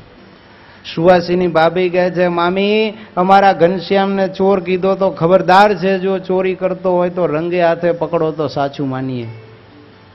હવે આ બાજુ મામી કહે છે કે સાંભળો, હવે હું પ્રૂફ સાથે તમને સાબિત કરીને દેખાડીશ. અને બીજે દિવસે ઘનશ્યામ ને વેણીરામ બે મામીના ઘરમાં બેઠા, ચીકા ઉપરથી ઉતારીને જેવા માખણ ખાવા માંડ્યા ત્યાં મામી દરવાજાના પાછળથી નીકળાઓ અને ઝડપ લઈ અને ઘનશ્યામને પકડી લીધા. વેણીરામને જવા દીધો, કારણ કે ચોર ભગવાનને ઠરાવવાના હતા ને. અને પછી તો રાડો પાડતા પાડતા આવ્યા, ક્યાંય ગયા ભક્તિમાં, ક્યાં ગઈ સુવાસિની? આમ જુઓ, તમારા ઘનશ્યામને રંગે હાથે મુદ્દા માલ સાથે પકડ્યો છે. ઘનશ્યામ મહારાજ કે ભારે કરી, આ તો રંગે હાથે પકડાણા. પ્રભુએ શું કર્યું? બે સ્વરૂપ ધારણ કર્યા. બીજા સ્વરૂપે ઘરમાં પ્રગટ થયા અને ગોળનો ગાંગડો ખાતા ખાતા ભક્તિ માતાના પાલવ પાછળ ઊભો છે. અને આ બાજુ મામી દોડતા દોડતા આવ્યા અને ફળિયામાં આવીને રાડો પાડે ત્યાં તો છપૈયાના બધા માણસો ભેગા થઈ ગયા અને ભગવાનને રૂપ બદલી નાખ્યું. ઘનશ્યામમાંથી વેણીરામ થઈ ગયા. હો, બધી બાઈઓ હશે. ભક્તિ માતા સુવાસીની ભાભી કહે છે કે મામી તમે આ શું કહો છો? ત્યારે કે આમ જુઓ, તમારા ઘનશ્યામને રંગે હાથે પકડીને લાવી. ત્યારે ભક્તિ માતા કહે છે ભાભી જુઓ તો ખરા, સૂત મારો છે કે તારો? જ્યાં આમ મોઢું કરીને જુએ તો એને પાછા ઘનશ્યામ દેખાય. કહે છે જુઓ, આ ઘનશ્યામને જ મેં પકડ્યા છે. બધા એને વેણીરામ દેખાય ને એને ઘનશ્યામ દેખાય. કહે છે પૂછવા બધી ગામની બાઈઓને, બધી ગામની બાઈઓને પૂછ્યું. ત્યારે કે અલી મૂર્ખી, તારા છોકરાને પકડીને લાવીને પાછી જાહેરમાં ચોર ઠરાવે છે. પછી તો મામીને વેણીરામ દેખાણા. અરે મુવા, તને ક્યાં પકડ્યો તો? ઘનશ્યામને પકડ્યો તો, તું ક્યાંથી હાથમાં આવી ગયો? એમ કરીને છોડી મૂક્યો. તો આમ ઘનશ્યામ મહારાજ પણ આવી અદ્ભુત લીલાઓ કરી અને છપૈયાવાસીઓને આનંદ પમાડતા. કનૈયો તો ભક્તો એવો નટખટ હતો. એક દિવસ બે ગોપીઓ બેઠી હશે, ત્યારે પાછળથી આવી અને ચોટલાની ગાંઠ વાળી ગયો. બે ગોપીઓ જ્યાં ઊભી થઈને આમ હાલવા જાય, બેયના ચોટલા એવા ખેંચાણા, ધડોમ લઈને બે પડી હેઠી. બીજી ગોપી કહે છે કે આંબળ, મારી તો કેવી મશ્કરી કરે છે આ.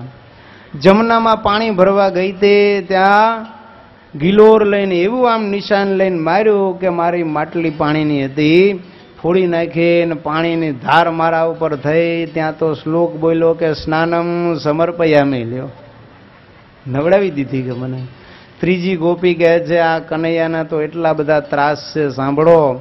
હું તો ઘી વેચવા મથુરા જતી હતી ને જાળીમાંથી આવ્યો પથ્થર આવ્યો, સીધું માટલું તોડી નાખ્યું. તાજું હતું ને ગરમ ઘી હતું, થીજેલું નહોતું, નરમ હતું અને ઘી રેલા મારા ઉપર પડ્યા. ત્યારે કહે છે ઘૃત સ્નાનમ સમર્પયામિ, કે ઘીથી તને નવડાવી લ્યો.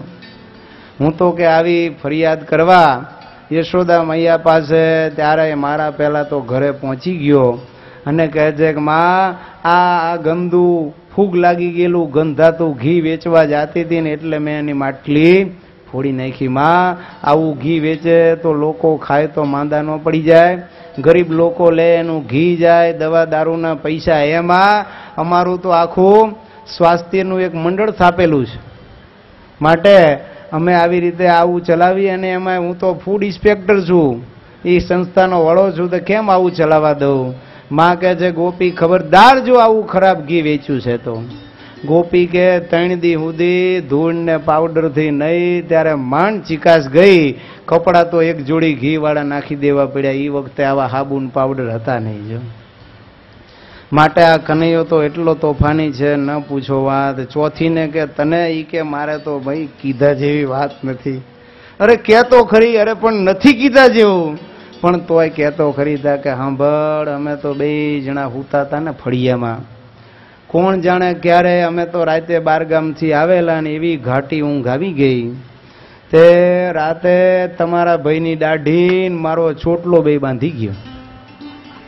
અને સવારમાં વહેલા પડોશણ ગોપી કલાવતીએ રાડ પાડી ગઈ, લીલાવતી ચાલ જલ્દી પાણી ભરવા નથી આવું. જેવી હું ઊભી થઈ ત્યાં તો ભેગા ધણીએ ખેંચાણા કે એ ઊભી રહેજે, દાઢી ખેંચાઈ ગઈ, મરી ગયો રે.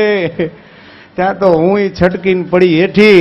ગોપી બહારથી રાડ પાડે દરવાજો ખોલ, પણ કયા મોઢે કહું દરવાજો ખોલો. એવી ગાંઠ વાળેલી કે કોઈ વાતે છૂટે નહીં. પછી તમારા ભાઈને સમજાવ્યા કે મહેરબાની કરીને તમારી દાઢી. તા કે ના હો, દાઢી ન કાઢું, તો ઈ કે મારો ચોટલો ન કઢાય, તમે જીવતા છો અને પરાયણે હા માન સમજાવ્યા ત્યારે માંડ્યા ને એને દાઢી મેં કરી ત્યારે આ છૂટું થયું. ઈ કે આવો આ કનૈયો નટખટ છે. એક ગોપી કહે છે, સાંભળો, મેં તો એક દી તાજું માખણ બનાવ્યું હતું, છીકામાં ચડાવ્યું, પણ બરોબર તે દી સરસ મજાનો દૂધ સાકરનો શીરો બનાવ્યો ને એવો ઝાપટ્યો ને પછી ઘેન ચડ્યું. થયું કે આજ કનૈયો આવશે તો માખણ લઈ જશે, કારણ કે બધા પાક્કા વાવડ બધા એની પાસે હોય. સમજ્યા? સિક્યુરિટી એવી ગોઠવેલી જડબી જલાક, અને સીઆઈડી કોના ઘરમાં શું છે એ બધી માહિતી એને મળી જાય. અને કનૈયાને સમાચાર મળ્યા, પણ આ ગોપી એવી પાકી તે જ્યાં શીકું હતું ત્યાં જ નીચે ખાટલો બાંધે પાથરીને હુઈ જઈ. એમાંય પાછું શીકાને ફરતું પાણી ભર્યું કે ભૂલથી જો અડે પિરામિડ કરીને તોય પાણી ઢોળાય. કનૈયાને સમાચાર આપ્યા, બધા આવ્યા, ગોપી ઊંઘતી હતી. કનૈયો કહે છે કે માખણ લેવું કામ અઘરું છે હો. ઉપર ચડીને જોયું કે એ પાણી છલોછલ ભરેલું છે, જો જરાક પાણી ઢોળાય તો ગોપી જાગી જાય. પણ કનૈયો કઈ એમ ખાધા જાય એવો હતો. કનૈયો કે જાઓ નદીમાંથી કમળની ઓલી હોય ને દંડી લઈ આવો. કમળની નળી લઈ આવ્યા અને પાણીમાં નાખીને બકનળી કરી. સમજ્યા? પાછી ફૂંક લઈને પાણી લઈને કાઢી નાખ્યું. ઉપર ચડીને માખણ લઈ લીધું, બધા મિત્રોને ખવડાવ્યું અને પછી માખણની માટલી ફોડી અને કનૈયો ત્યાંથી હાલતો થયો. ત્યારે છોકરો કહે છે કે સાંભળો, આ ઘરની અંદર ગાર ઉખડી ગઈ કે આ ગોપી બહુ આળસુ છે. એમ કરો, આપણે આ માખણ વધ્યું છે ને એ લીપી દઉં. સમજ્યા? જેવી ગોપી ઊભી થઈને, નીચે તો બધું માખણ હતું, જોવે કે માટલું તો ફૂટી ગયું છે, પણ ઊભી થઈને હાલવા જાય ત્યાં જેવડા સ્કેટિંગ કરતા હોય ને આ છેડેથી ઊભી થઈને ધક્કો લાગ્યો તો હામા દરવાજે ભટકાણી. વળી અહીંયાથી ઊભી થઈને આગળ હાલવા જાય ત્યાં બીજા દરવાજે હો. એવા હાડકા ભાંગી ગયા. ખૂબ ભૂલી ગઈ કે કનૈયાને હવે આપણે વતાવાય નહીં. જુઓ તો આવી તો ભક્તો અનેક લીલાઓ કનૈયાએ વ્રજમાં કરી અને ગોપીઓને અદ્ભુત આનંદ આપ્યો છે. સુખદેવજી મહારાજ કહે છે, પરીક્ષિત રાજન, કનૈયાએ વ્રજમાં અને વૃંદાવનની અંદર 5 વર્ષ પછી વ્રજને છોડી અને સર્વે વ્રજવાસીઓ વૃંદાવનને વિશે આવ્યા. ભક્તો 5 વર્ષ પછી 6ઠા વર્ષે વૃંદાવન એટલે કે ભક્તિની શરૂઆત કરવી જોઈએ. 5 વર્ષનો બાળક થઈ જાય પછી એને ધીરે ધીરે આપણે મંદિરે લઈ જઈને બધું ભક્તિ કરતા શીખવાડવું જોઈએ. માળા ફેરવતા કાચી પૂજા છે ને એ ભક્તો 5 વર્ષના આપવાની હોય, 8 વર્ષ પછી તો પાકી પૂજા લેવાની હોય. એટલે કનૈયાને આવી રીતે ત્યાં વૃંદાવનની અંદર નિવાસ કર્યો છે અને કનૈયો ત્યાં હવે ગોપ બાળ થયો છે, વત્સપાળ થયો છે અને વાસરડાઓને ભગવાન ચારવા માટે લઈ જાય છે. સુખદેવજી મહારાજ કહે છે, પરીક્ષિત રાજન, એક દિવસ કનૈયો વાસરડા ચારવા ગયેલો ને ત્યારે બન્યું એવું કે ત્યાં ભગવાનને મારવા માટે એક વત્સાસુર નામનો અસુર વાસરડો બનીને આવ્યો. એ મૂર દૈત્યનો પુત્ર પ્રમિલા નામનો દૈત્ય હતો. વશિષ્ઠ ઋષિની નંદીની ગાય જે હતી એને બ્રાહ્મણ રૂપે માગી અને લઈ જાવી હતી, પણ ગાય ઓળખી ગઈ. વશિષ્ઠ ઋષિને કહે છે, સાંભળો, આ બ્રાહ્મણ નથી, આ તો રાક્ષસ છે, એટલે મારું દાન ન કરતા. ગાયે શાપ આપ્યો, જા દુષ્ટ રાક્ષસ, તું બ્રાહ્મણ બનીને છેતરવા આવ્યો, માટે ગાયનો વાસરડો થઈ જા.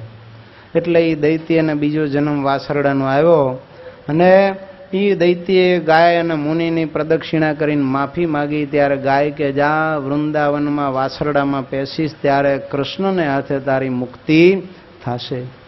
એટલે જ્યારે વત્સાસુર વાસરડાઓમાં ભળ્યો ત્યારે ભગવાન કહે છે કે મોટા ભાઈ, આ એક વાસરડો અજાણ્યો છે. વત્સાસુર રાહ જોતો તો કનૈયો જો નજીક આવે ને તો 2 પગ પાછા ઉલાડીને કનૈયાને મારી નાખો.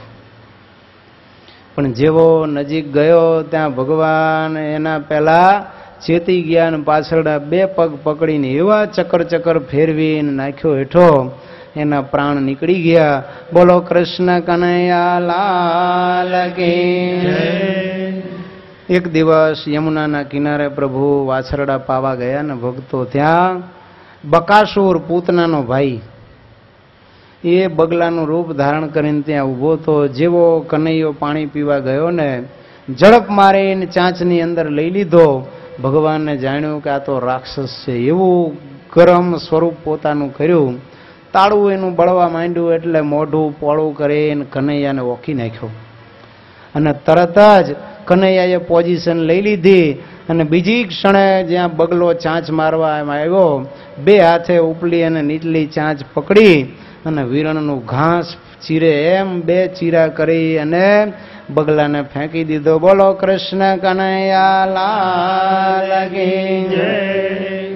આ યમુનાનો કિનારો એ ભક્તો ભક્તિ છે, પણ ભક્તિની અંદર વત્સાસુર કહેતા અજ્ઞાન અને અંધશ્રદ્ધા આવે અને બકાસુર કહેતા દંભ આવે. હો, ભક્તિમાં ભક્તો દંભ બહુ હોય છે, માટે દંભ વગરની ભક્તિ કરવી અને દંભી ભક્તોને ભક્તો ઓળખતા શીખવા. હો, એક ગામની અંદર ભક્તો હવે યાત્રા નીકળવાની હતી, દ્વારિકા બધા યાત્રા જવાના હતા.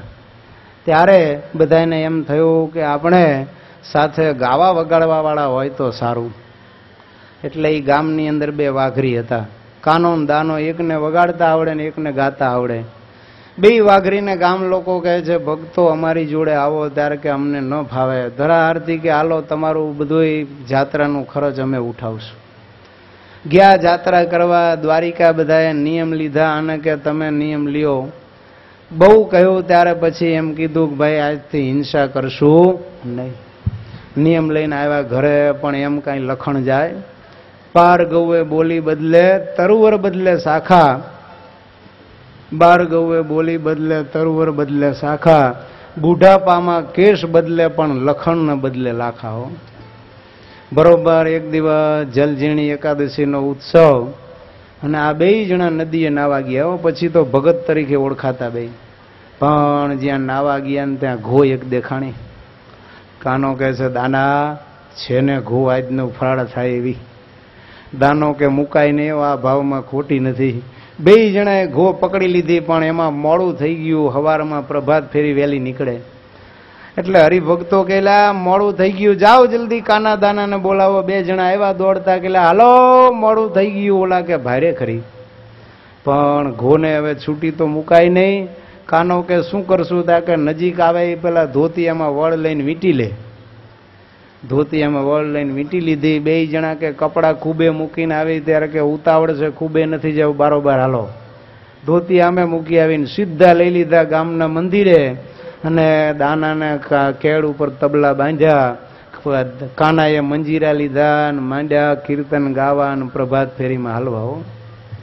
કીર્તન ગાયા, પણ ઓલા ધોતિયાના વળમાં ઘો હતી ને જીવતી, એ કાંઈ હરખી રે હળવળ હળવળ થવા માંડી. સમજ્યા? એટલે દાનો કહે છે કાના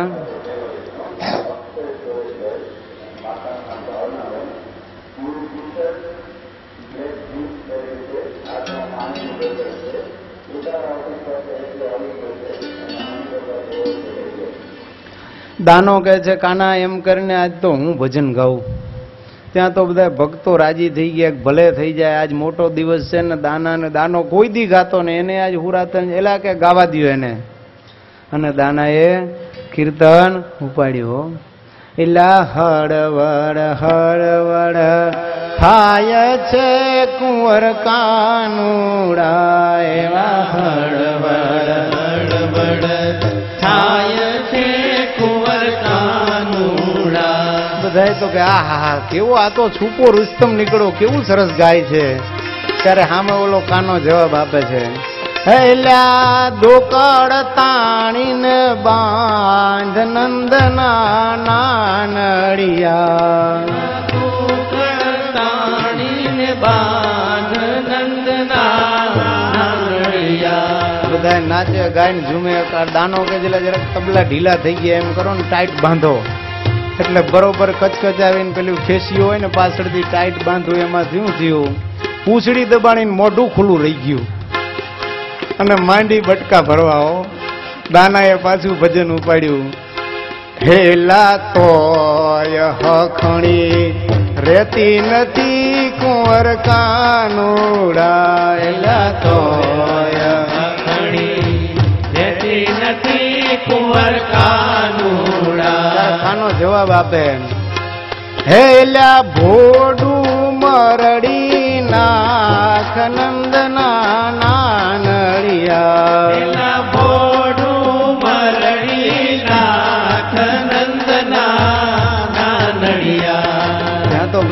ભોળા ભગત ઈ તો એવા નાચે ને જુએ કે આ હા હા શું ભજન છે, પણ બે ચાર બુદ્ધિશાળી હોય ને એ વિચારમાં પડ્યા હોય એટલે કે આ હકણી નથી રહેતી, તબલા તાણીને બાય તોય પણ હકણી નથી રહેતી, અને આ ભોડું મળીને જે શું કયો નો કયો દાળમાં કોકમ છે.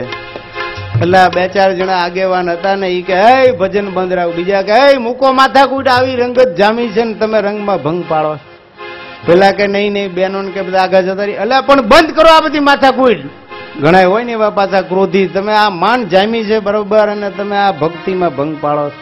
ઈ કે ઘડીક મગજ મારી ન કરો, એક બાજુ જાઓ. ઓલા કા દાનાને પકડીને કહે આ બાજુ આવી તો ઝાડવા પાસે લઈ જઈને જ્યાં ધોતિયાના વડ ઉખેડ્યા ત્યાં અંદરથી જીવતી ઘો. પછી તો કહે છે જોયું આ તમારો બાપ આજે એકાદશીને દિવસે ઘો મારીને ખાવાનો હતો. ગામ લોકોએ બધા ભેગા થઈને એવા મારી મારીને કોથરા જેવા કરી નાખ્યા કે ખો ભૂલી ગયા, ગામ છોડીને ભાગી ગયા. હો માટે આવા ગામની અંદર ભગતની છાપ લઈને ફરતા હોય, પણ જો આવા કાળા કરતું તો હિંસા આદિ કરતા હોય તો એ આ ભક્તિમાં દમ ભાવે એને ભક્તો ઓળખવા. હો પણ ઘણી વખત સંતો પણ આવા ઘણા અસંતો અને દંભી હોય છે, માટે એને પણ ભક્તો ઓળખતા આવડવા જોઈએ. જો એક ગામની અંદર એક દંપતીએ છે ને સરસ મજાની બાધા રાખેલી કે અમારે ગામમાં એક વખત ભજન કરાવવા છે અને કોઈ સારા સંતો આવી જાય તો લાભ લેવો. અને બન્યું એવું એક વખત ચાર ચોર હતા ને ચોરી કરવામાં ક્યાંય ઠેકાણું પડે નહીં, એટલે પછી એણે નક્કી કર્યું કે આપણે હવે જો બાવા સાધુનો વેશ લઈએ તો ક્યાંક ધાપ મારવામાં ફાવી જાય. એમાં એકને ગાતા આવડે ને એકને વાજુ વગાડતા આવડે.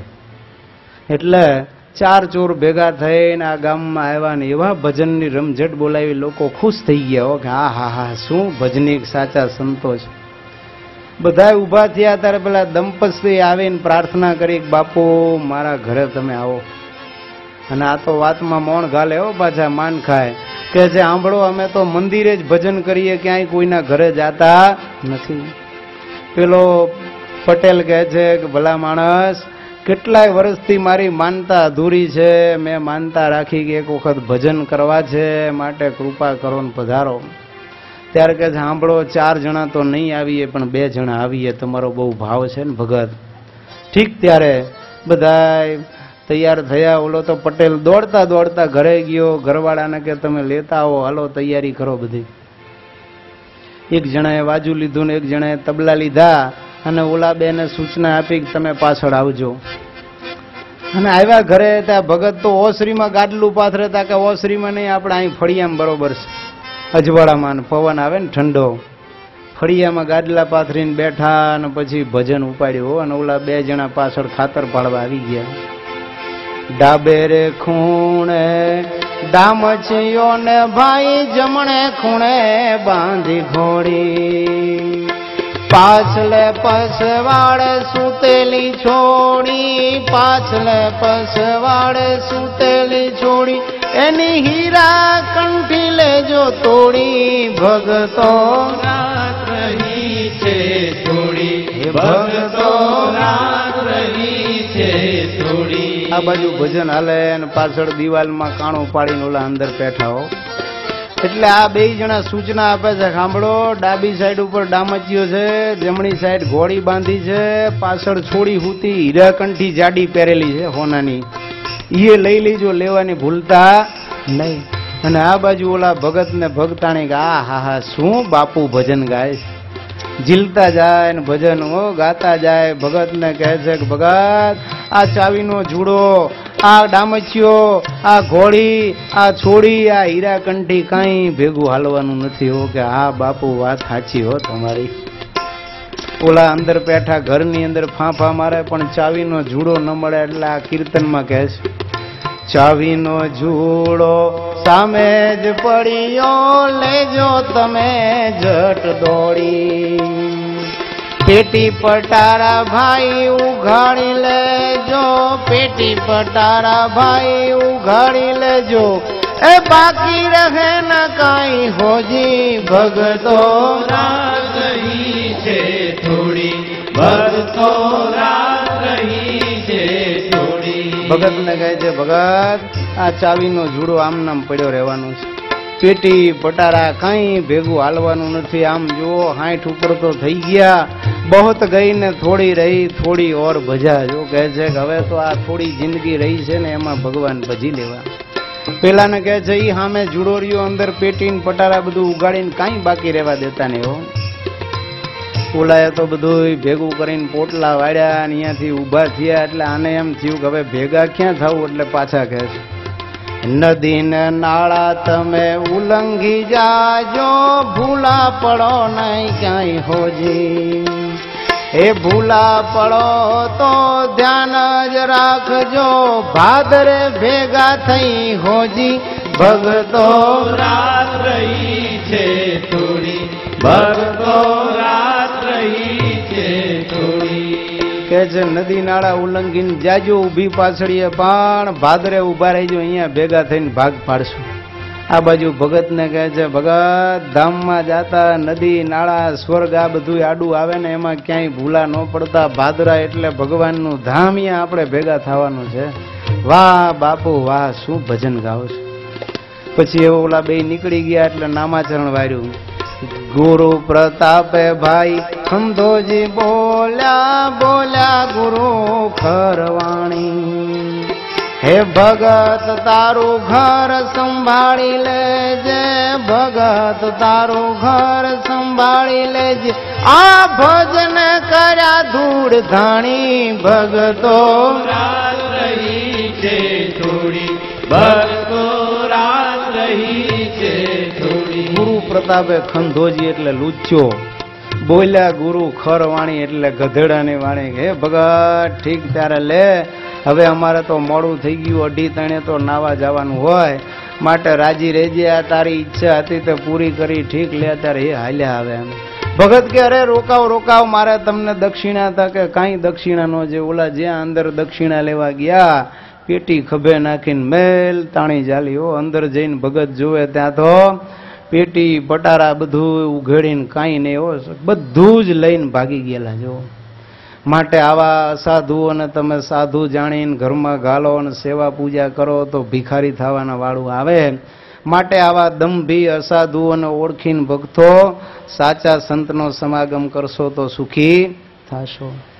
સુખદેવજી મહારાજ કહે છે પરીક્ષિત રાજન, આવી રીતે આ બકાસુરી દંભનો પ્રતીક છે.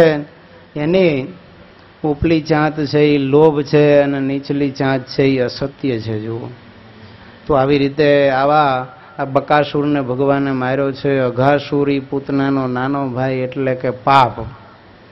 આ પાપ જ્યારે પેસે ને ત્યારે ભક્તો આપણા અંતરમાં વ્યસન કરવાની વૃત્તિ જાગે છે. અને આજે તો એવા નાના પ્રકારના વ્યસનો ભક્તો બધાની અંદર ઘર કરી ગયા છે કે ન પૂછો વાત. એમાંય તમાકુ, બીડી, સિગારેટ, ગુટકા, આને તો લોકો સાવ સરળતાથી લે છે, જાણે એને તમાકુને તો વ્યસન ગણતા જ નથી હો. પણ ભક્તો આ સોનાના દાનનું ફળ મળે, સોનાના દાનનું ફળ મળે. અને એક ચપટી કોકને તમાકુ આપો તો ગૌદાનનું ફળ ને આખી પડીકી જો આપો તો બધાય પાપ તમારા નાશ પામી જાય. જે ખાતા હોય બાવા સાધુ આવી રીતે ઉલટાના મનુષ્યને ગેરમાર્ગે દોરે.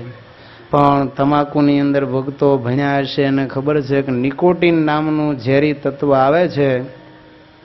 બીડી, સિગારેટ, હોકા, ચલમ પીતા હોય ને જેવી તમે ચૂસ મારો ને એ જ સાથે જ એ હાનિકાર તત્વ છે એ ફેફસામાં પહોંચે અને tar, carbon monoxide, carbon dioxide, hydrogen cyanide, જેને તો ઝેર જ કહેવાય, એ સિવાયના બીજા 12 તત્વો, ઝેરી તત્વો છે એ આપણા શરીરની અંદર વિચાર કરો ફેફસામાં જઈને હાનિ પહોંચાડે હો. એમાં જે ધુમાડામાં કોલટાર જે મેસ કહીએ ને એ ફેફસાની અંદર ધીરે ધીરે જામતો જાય. સ્વસ્થ માણસ હોય જેને વ્યસન ન હોય ને એના ફેફસા એકદમ શુદ્ધ હોય, 3200 થી 3500 ઘન સેમી હવાને પોતાની અંદર ભરી શકે. જ્યારે આ વ્યસની હોય ને એના ફેફસાની અંદર આ કોલટાર એની દિવાલ ઉપર જામતો જાય ને પરિણામે 1500 થી 2100 ઘન સેમી હવા ભરી શકે. એટલે ધીરે ધીરે એને શ્વાસ લેવાની ટ્રબલ ચાલુ થાય, દમના દર્દ ચાલુ થાય. જો પરિણામ એ આવે કે ધીરે ધીરે એ દમનો દર્દી થઈ જાય. વળી એમાંય તમે જુઓ આ તો એટલું ઝેરી છે કે પેટ્રોલની કારના જે એક્ઝોસ્ટના ધુમાડિયામાંથી જે ધુમાડો નીકળે છે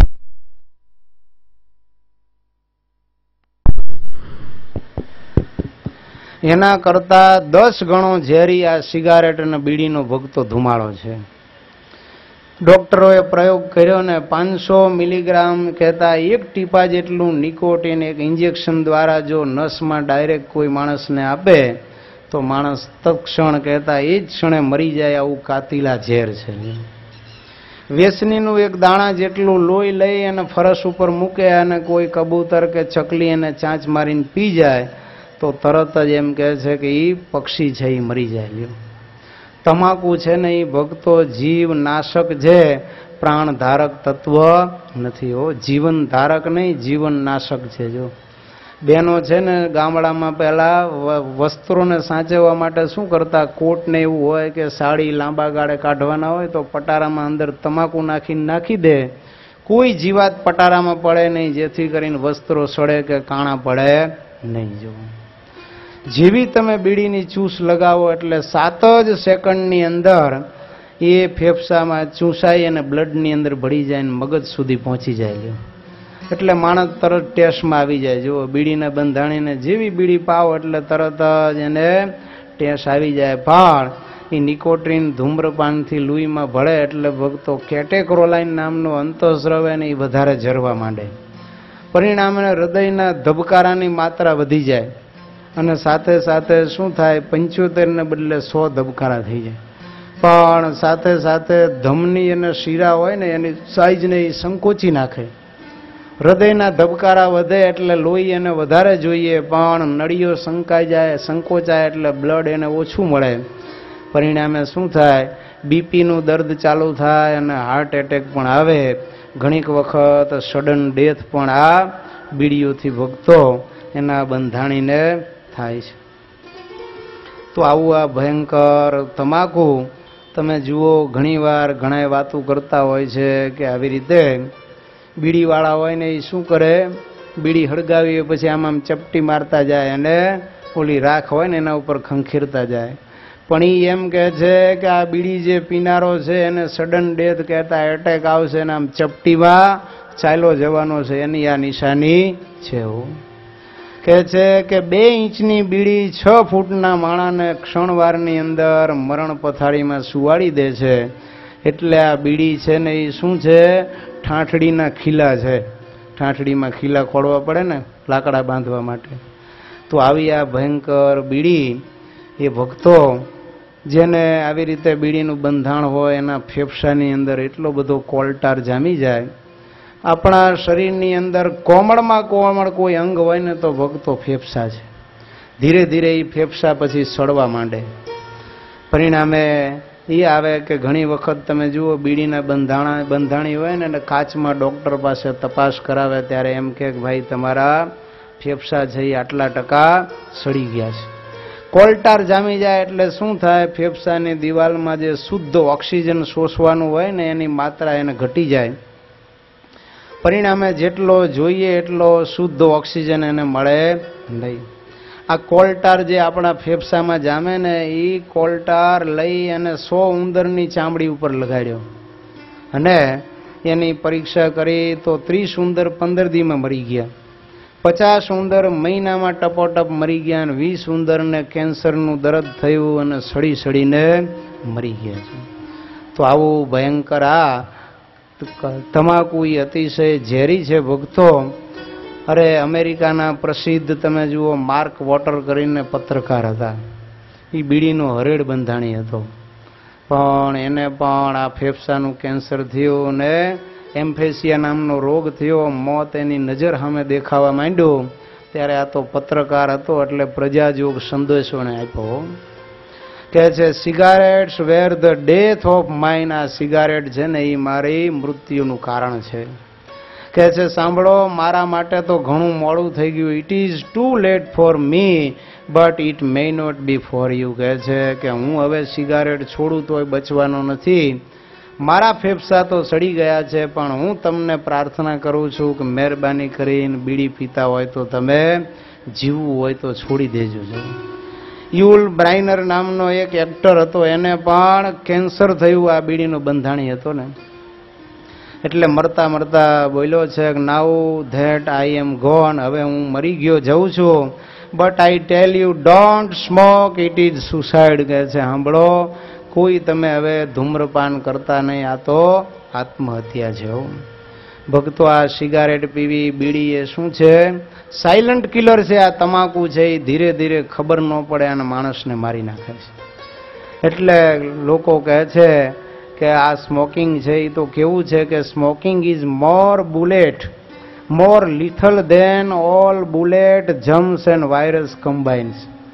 કે છે આ તો એટલું ખતરનાક ઝેરી તત્વ છે કે ગોળી, બુલેટ, જમ્સ, ઘણા વાયરસો એવા હોય કે જીવલેણ રોગ થતા હોય અને બેક્ટેરિયા, એના કરતાં પણ આ વધારે ખતરનાક તમાકુ છે. માટે ક્યારેય તમારે એમ કહે છે કે સ્મોકિંગ કરવું નહીં.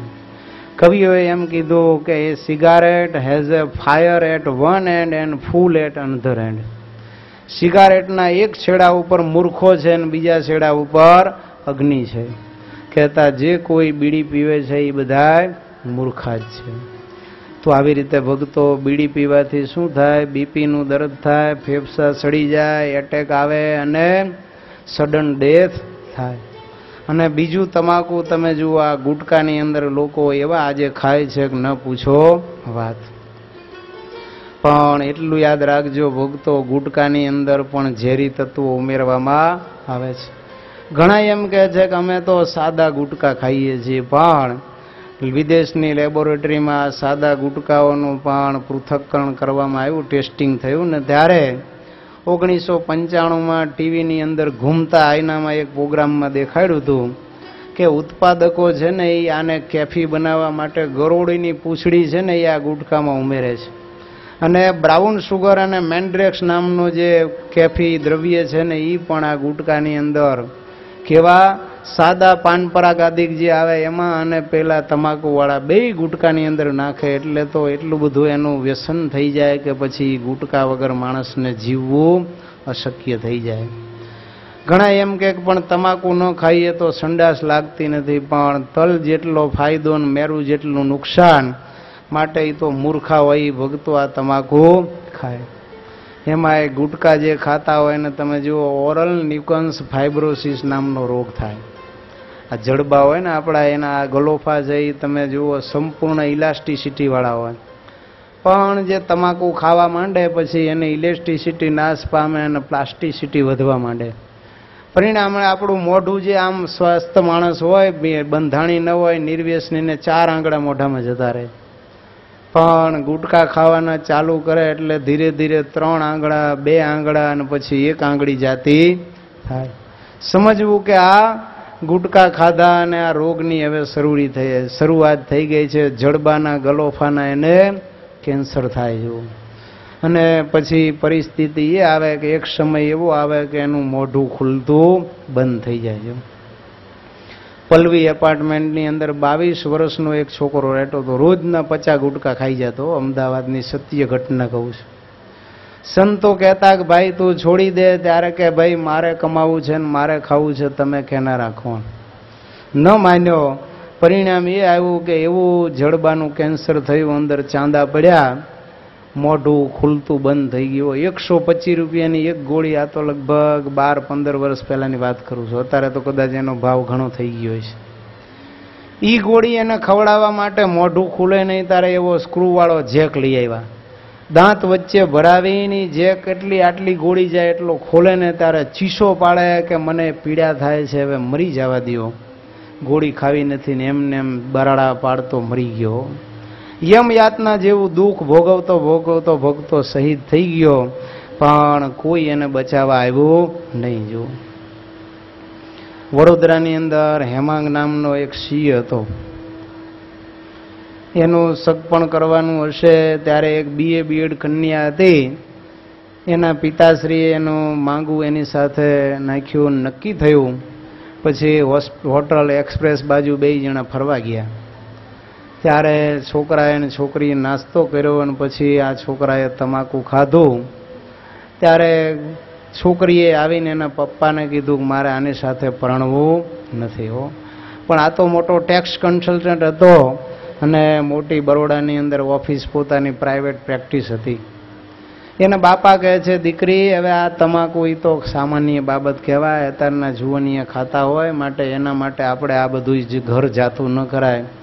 પરાણે દીકરીને પરણાવીને 5 વર્ષ થતા એક દીકરો એક દીકરી થઈ. એના 7 વર્ષને થતા એના દીકરાનો બર્થડે હતો. વારે વારે પરણીને ગઈને આ છોકરી કાયમ કે તમે આ ગુટકા છોડી દો, પણ પેલો કે મારે કમાવું મારે ખાવું, તારે ગુટકાની માથાકૂટ ન કરવી. પરિણામ એ આવ્યું, ભક્તો એવો રોગ લાગુ પડ્યો, ધીરે ધીરે ગલોફા ખુલવાના ઓછા થઈ ગયા. બાબાનો જન્મદિવસ હતો ને, કેક કાપી અને એની પત્ની જ્યાં એના પતિને મોઢામાં મૂકવા જાય, મોઢું ખુલ્યું નહીં, આંખમાં આહુડ આવી ગયા.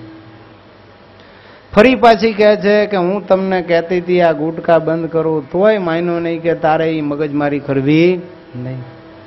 2 મહિનામાં પછી તો જડબાની અંદર ગલોફામાં ચાંદા પડ્યા. દવા ડૉક્ટર ઠક્કર પાસે લીધી પણ ચાંદા મટ્યા નહીં. ખાઈ નથી શકતો. એની પત્ની પૂછે તારે કે ખાઈ નહીં. એક દી રાતે છે ને જોયું તો પથારીમાં સૂતેલા દેઠા નહીં, અગાશીમાં જઈને રોતો તો. એની ઘરવાળીએ ખભા ઉપર હાથ મૂકીને પૂછ્યું કે હેમાંગ તને શું થાય છે? કેટલા દિવસથી તું પૂરું જમતો નથી, જે તકલીફ હોય કે? ત્યારે કહે છે મારા મોઢાની અંદર ચાંદા પડ્યા છે. તો કે દવા કરાવો ને. ત્યારે કે દવા તો કરાવી મટતા નથી. કહે છે ચાલો હું કાલે તમારી સાથે આવીશ. ડૉક્ટર ઠક્કર પાસે ફરી પાર ગયા. ત્યારે કહે છે બાયોપ્સી કરવી પડશે. હેમાંગ સમજી ગયો બસ હવે આપણું આખું આવી રહ્યું. એટલે ગલોફામાંથી ચામડી લઈને બાયોપ્સી વાળાને મોકલાવી કે આવતા રવિવારે રિપોર્ટ લઈ જાજો. પણ હેમાંગ તો એવો પડી ભાંગ્યો કે રિપોર્ટ લેવાના દિવસે તૈયાર જ ન થયો કે મારે આવવું નથી. એની પત્ની ગઈ ડૉક્ટરને કહે છે મારા હસબન્ડનો રિપોર્ટ આપો. ત્યારે કે તમારા હસબન્ડ નથી આવ્યા. તો કે ના, જે હોય મને કહો, મારે જ હવે સંભાળવાનું. ત્યારે કે સાંભળો, કાળજું કાઠું કરો, તમારા હસબન્ડને 2nd સ્ટેજમાં જડબાનું કેન્સર છે.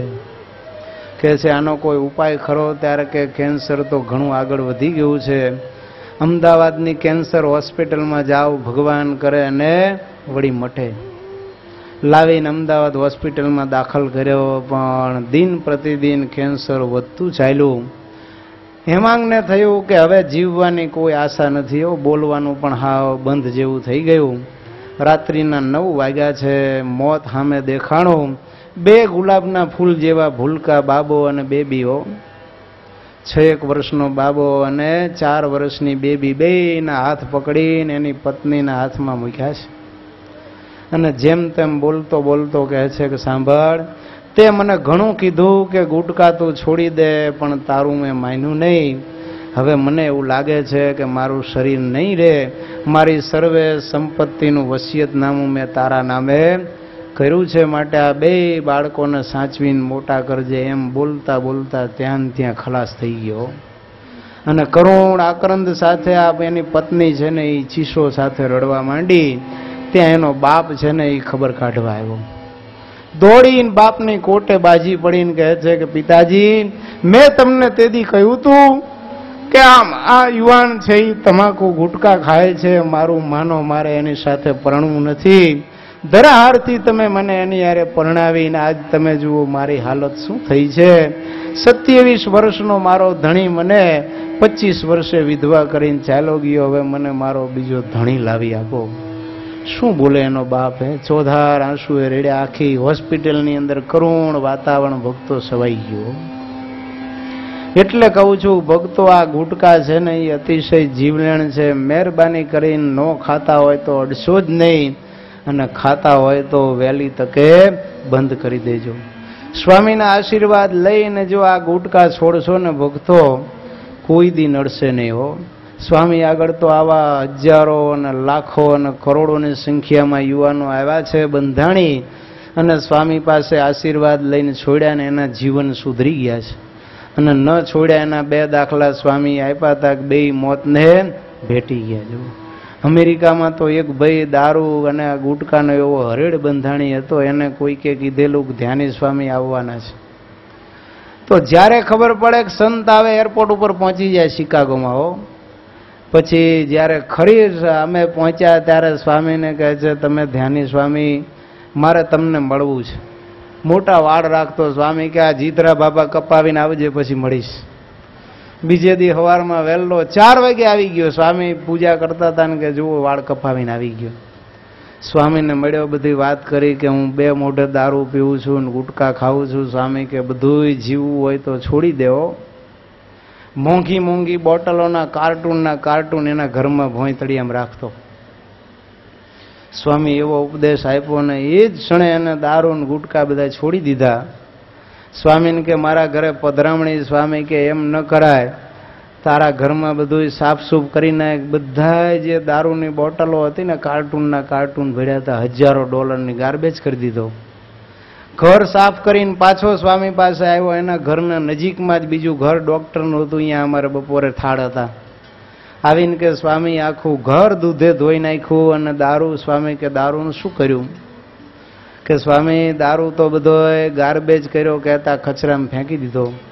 સ્વામી કે આટલો મોંઘો? ત્યારે કે સ્વામી બીજા પીવે તો એની જિંદગી ખરાબ થાય ને એટલે એને કચરામાં નાખી દીધો અને જિંદગીભર દારૂ છોડવાનું નિયમ લીધું. સ્વામી પછી એમને ત્યાં પધરામણીએ ગયા. જુઓ તો મોંઘી મોંઘી આવી બોટલો પીતો તો છતાંય સ્વામીને મળ્યો અને છોડી દીધી. એમ આપણે તો કદાચ થોડું ઘણું ખાતા પીતા હોય, સ્વામી આગળ ખાલી સંકલ્પ કરશો ને તો આ ભક્તો છૂટી જશે ને જિંદગી આખી એમ થશે કે મારે વ્યસન હતું જ નહીં હો. સ્વામિનારાયણ ભગવાને વચનામૃતમાં વ્યસનને યાદ કર્યા કે ક્રિયમાણ છે કે પ્રારબ્ધે કરીને પંચાળાના 8માં.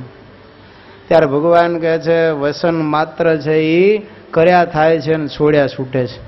કોઈને જન્મથી વ્યસન ભગવાન કે હોય નહીં. સાંભળ્યું કોઈ બાળક જન્મો અને રડતો હોય ને જ્યારે ચાની એક રકાબી ધરી ત્યારે આંખો ખોલી કે બીડી પાઈ ત્યારે આંખો ખોલી. જન્મીને કોઈને ભક્તો વ્યસન હોતા નથી. વ્યસન માત્ર મોટા થાય ને ધીરે ધીરે કુસંગની લત લાગે ને થાય છે અને છોડવા હોય તો તરત છૂટી જાય. માટે ભક્તો જે મરદ હોય ને તો મરદાનગી રાખજો. અને આવી સભા છે, આ તો અક્ષરધામની સભા. સંકલ્પ કરશું ને તરત છૂટી જશે. ભાવનગરની અંદર એક સજ્જન રહેતા, પણ બીડીનું એવું બંધાણ એને કે રોજની 25 સિગારેટ પી જાય. એની દીકરી કે પપ્પા છોડી દો, પણ છોડે નહીં. એવો દીકરીનો જન્મદિવસ હતો ને બર્થડે ગિફ્ટ માગી એને. એના પપ્પા સરસ મજાનું ગિફ્ટ પેકેટ લઈ આવ્યા. કહે છે પપ્પા આ મારે નથી જોઈતું, હું માગું એ આપો. ત્યારે કે જે માગવું હોય માગ, પણ બીડી માગતી નહીં. ત્યારે છોકરી કહે છે સાંભળો પપ્પા, હું તમને બીડી છોડવાનું નથી કહેતી, પણ સવારથી સાંજ સુધી જેટલી બીડી તમે પીવો ને એની ગણતરી કરવાની અને સાંજે આવીને મને એટલા જોર જોરથી ગાલ ઉપર લાફા મારવાના, મને બર્થડે ગિફ્ટ આપો. એનો બાપ તો થથરી ગયો. છોકરીને કહે છે બેટા આજથી બીડી મારે હરામ છે. જો આ નાના બાળકે એના બાપની બીડી છોડાવી. ગુરુકુળમાં